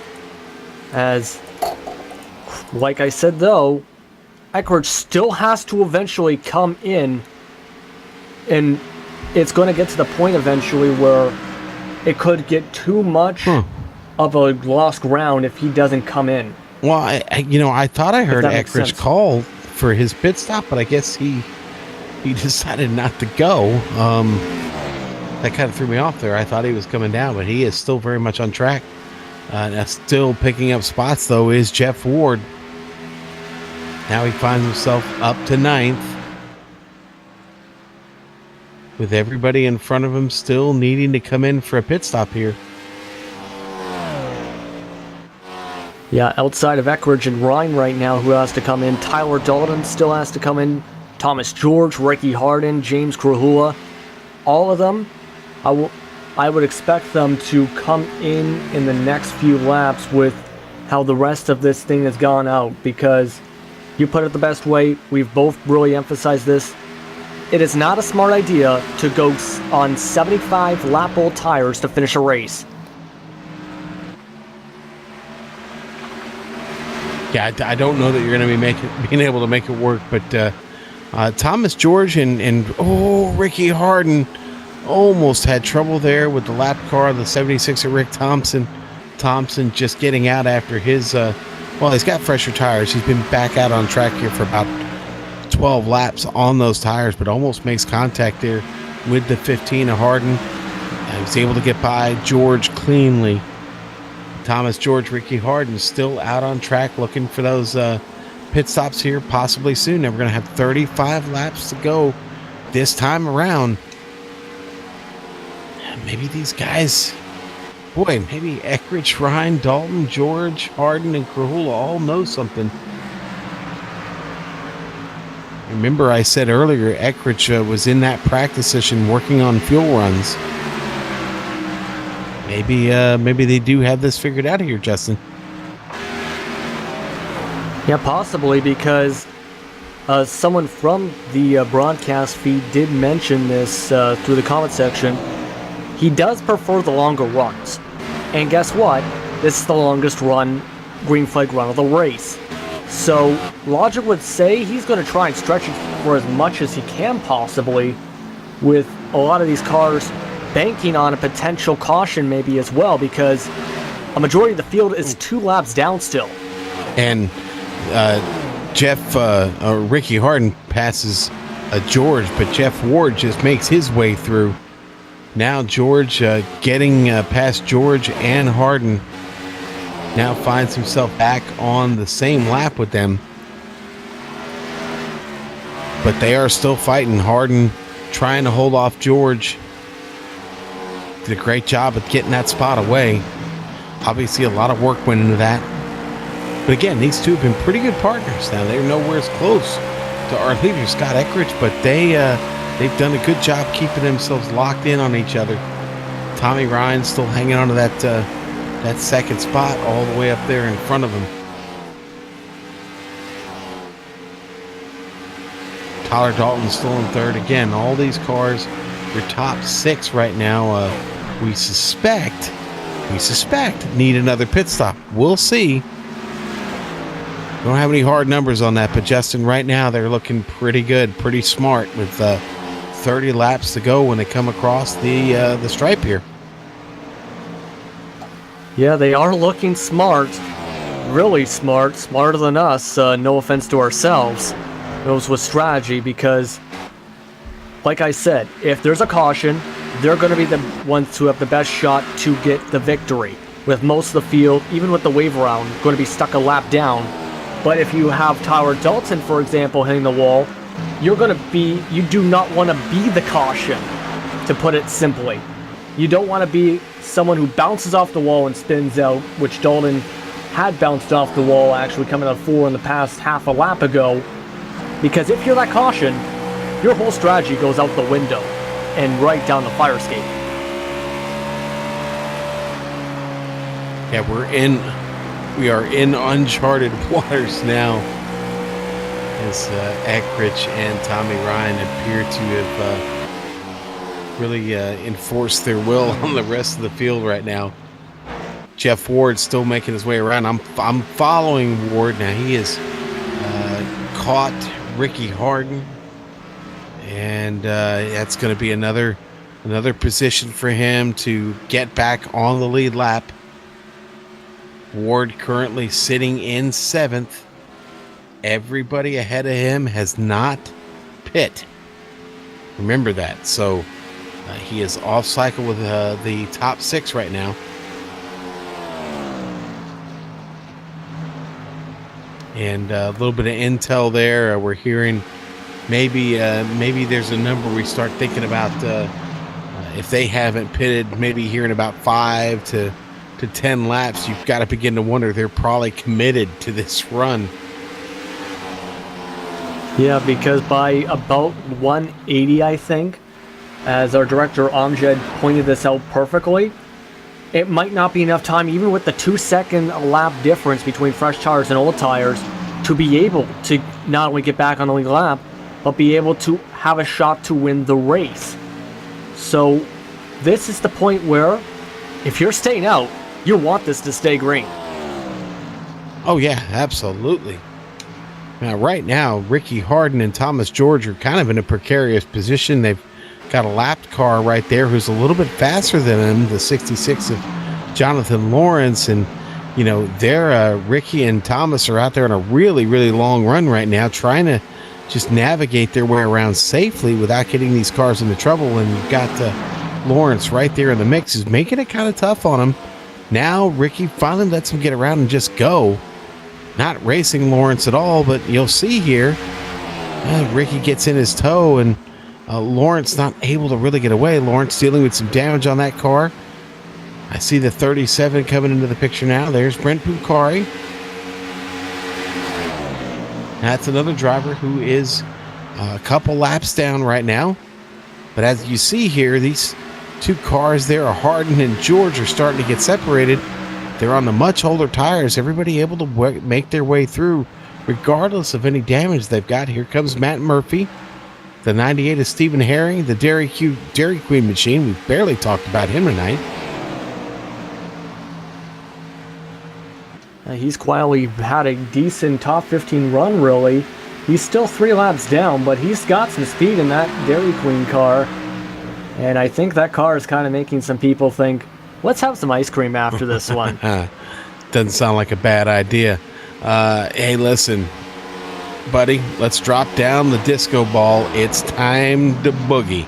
Let's get this party going right now, because we've got 20 to go, and Scott Eckrich still in command out here for 63 laps on that tires and fuel, and Tommy Ryan's still chasing. But man, I gotta be honest, Tommy's almost 7 seconds behind him now.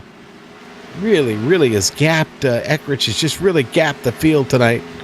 He's done it every time we've gotten restarted, and no one has really been able to challenge. Ward was the only one there for a little bit, but Ward finds himself in a really tough spot right now, trying to get all these spots back. Yeah, he's got a faster race car, but not fast enough to catch. I mean, Ward just turned to 23.2, and our leader is still turning 23.9s. So the speed's there, but it's just not enough. We're running out of time. I know I sound like a broken record, but that's the truth. There's just no time left here for Ward to make that run. And boy, Eckrich just really got the wheels right now. Yeah, Eckrich still with those older tires. I still have no idea how he's been able to continue these fast times. He dropped into the 24s for a few moments, but I'm still stunned, speechless. But we still have one thing to look at. Jeff Ward he actually got himself back on the lead lap by passing by Eckridge a few laps ago, and now, as you've seen on screen, he's up to 6th. Yeah. He might be able to get a top 5 out of this. Yeah, well, he just picked up another position there, getting by James Krahula. The next car for position, that's going to be Thomas George. George just about 1.8 seconds up the track. And Jeff Ward is definitely a faster race car right now by almost a full second. So Ward definitely looking at a top 5 run here. He's seeing him right there out of his windshield. The only thing separating the two right now is the 51 there of RJ Williams. That is not a race for position there. So as soon as Ward can get to Williams here, I'm thinking Williams maybe politely lets him get out of the way.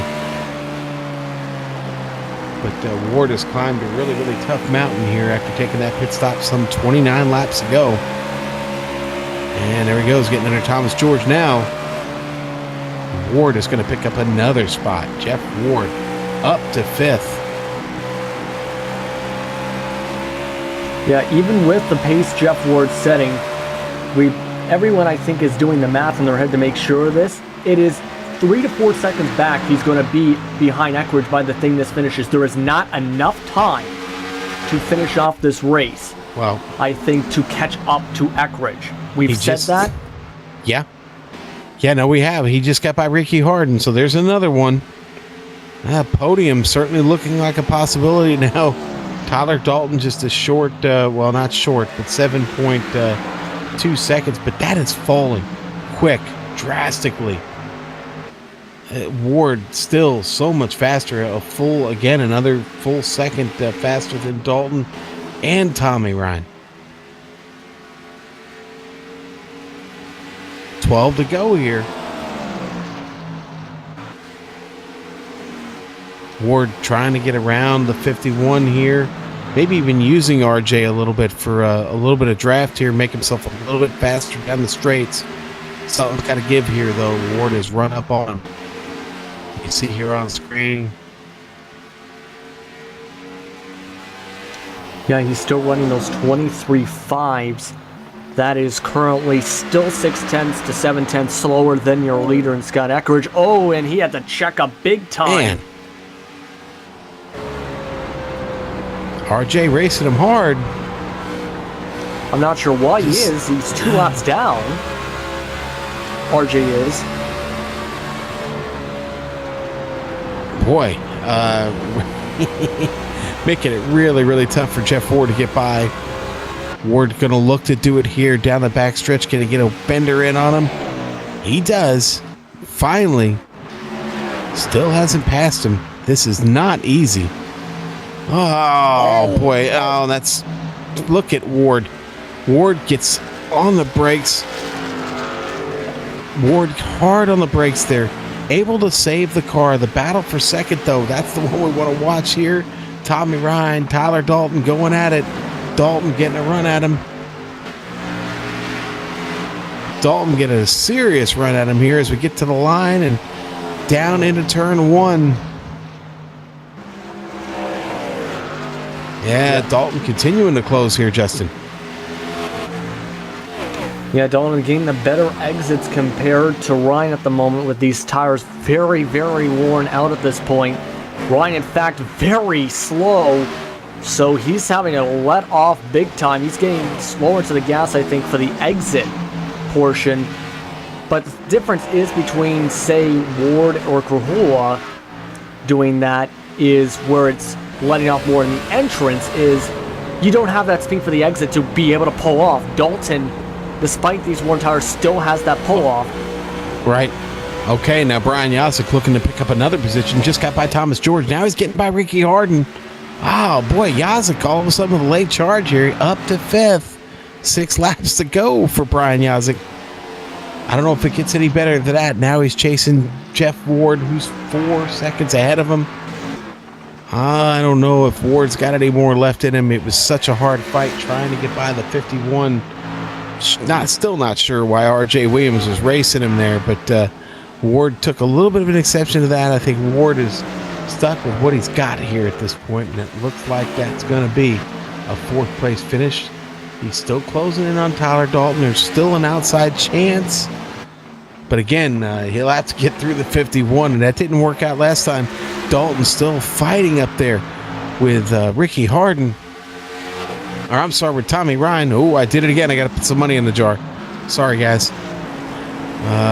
Dalton looking to the outside here. Oh, boy. Nothing doing. Yeah, I think I can see what Dalton's thinking of doing. He's thinking of making the pass on the outside, and oh man, that was close. RJ Williams coming through here. There's Jeff Ward. That's 2 spots. Can Ward do this? Oh boy. Tommy Ryan says, go, man, go. Just take it. Here comes Jeff Ward now. Dalton goes up to the top. Going to cut his momentum down. Oh, boy. 2 laps to go. Jeff Ward up to second place. Can he do it? Yes. Ward up to second. I did not know that was going to happen. I didn't think it would.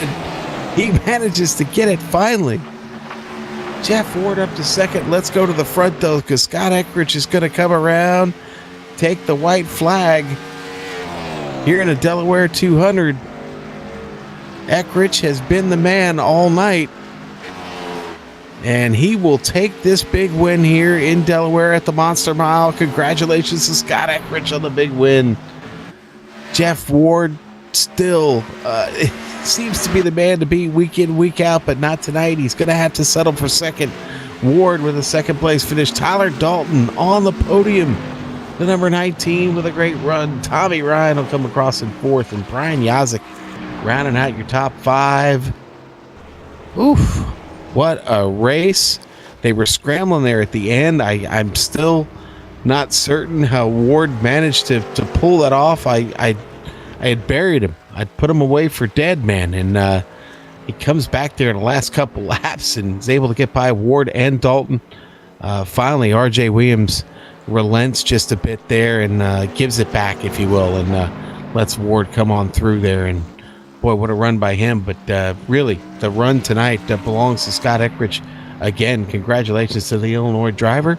We are going to step away for a quick break here on the Global Sim Racing channel. When we come back, we'll run down the results for you and talk to a few of these drivers about their experience here tonight at Dover as we watch Scott Eckrich burn him down there on the front stretch.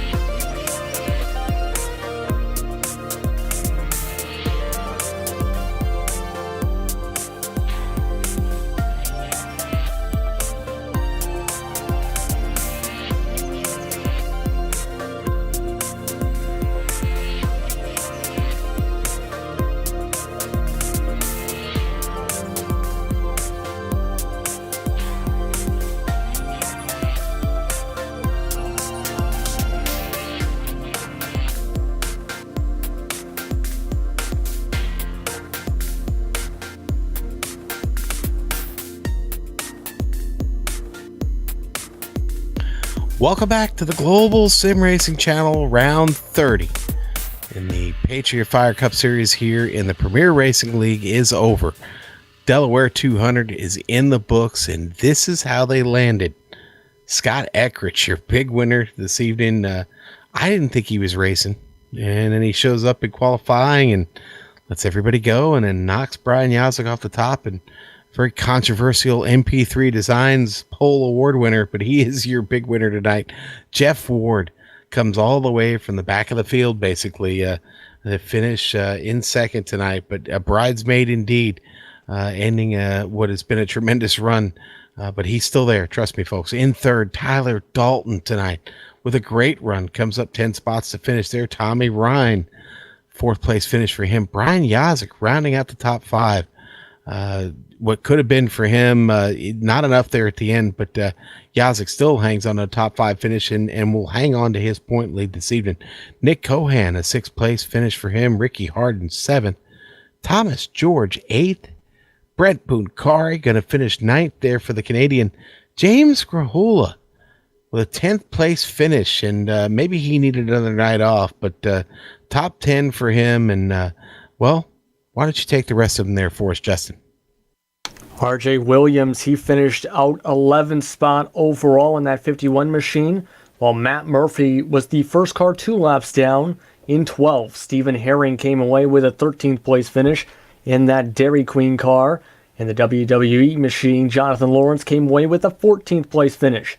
Devin Cannon, despite earlier troubles, still came away with a 15th place finish, while Rick Thompson, he was able to get repairs quickly enough to still finish the race just 12 laps down in 16th after blowing a motor partially. Devin Serra finished 17th, 113 laps down. Woody Mahan in 18th, Troy Haight in 19th, Michael Krulbach in 20th.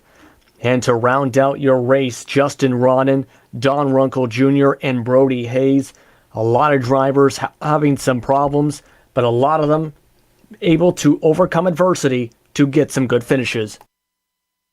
Well, a little late getting to the interview booth, but they are here and they've come in droves. Let's talk to the winner this evening, Scott Eckrich. Scott, dude, I don't ever know if you're racing or not. You're going to have to start giving us a heads up, man. We'd counted you out of qualifying basically, and then all of a sudden you show up and you take the pole. So a very, very uncomfortable and unstable NP3 Designs Pole Award winner session there. But congratulations, buddy. You really, really had this track dialed in tonight. Yeah, thanks. It's just a real tough track tonight. It was just super, super loose on exit on the long run. So just trying to do everything we could do to keep the tires under us for the long haul, especially with the fuel mileage there. And Jeff was scaring me. That dude has gotten scary good over the last year. He certainly has. I was very worried about that, and I was just trying to make sure that I made less mistakes than him, because I thought that was the difference between who was going to win that thing. Scott, man, that was a whale of a race. I've got to know. I mean, you said just a moment ago what it felt like. That's 83 laps you ran on those tires. This track, not easy on 20-lap old tires. What was that really like throughout the run? I mean, what were you having to do to keep that under control?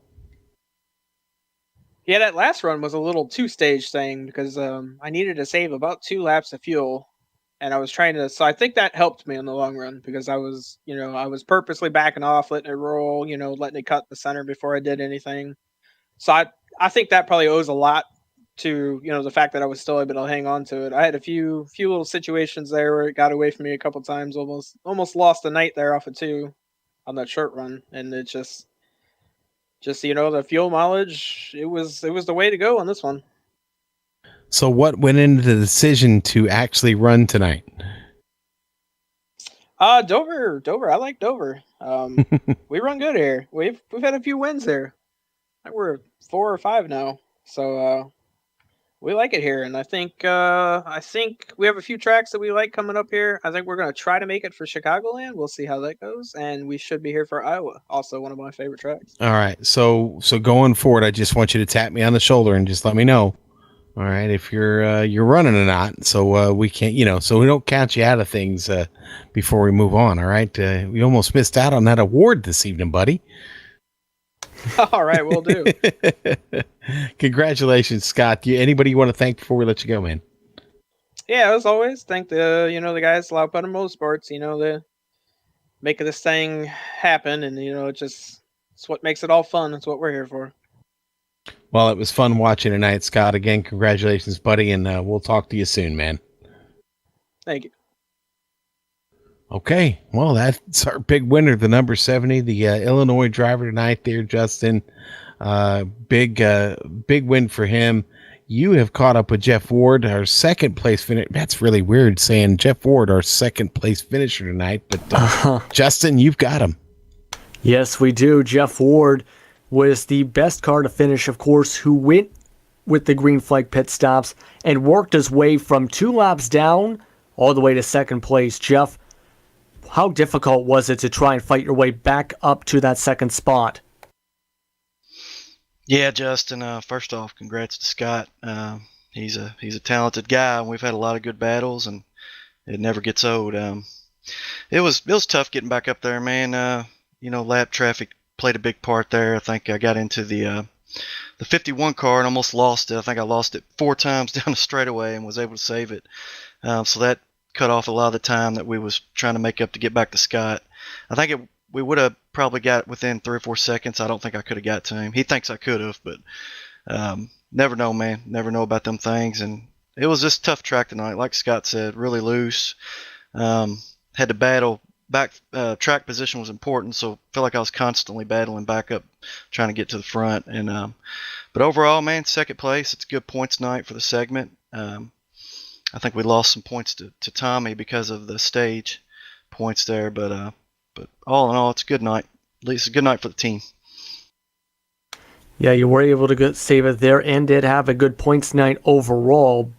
Let me ask you this as well. Why did you decide to pit during that green flag run rather than stick it for the whole time out there on the worn tires? What made you decide, I'm going to try and roll the dice and go for the green flag stop?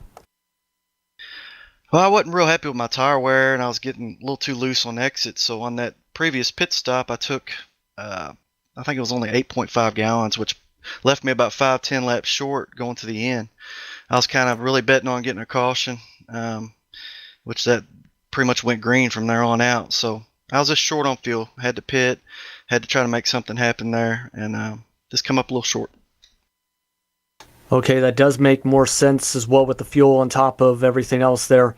That is an unfortunate thing to just be that short on that. But now, of course, you have like you mentioned, a good points race overall. You have essentially had a very red-hot streak throughout much of the second half of the season.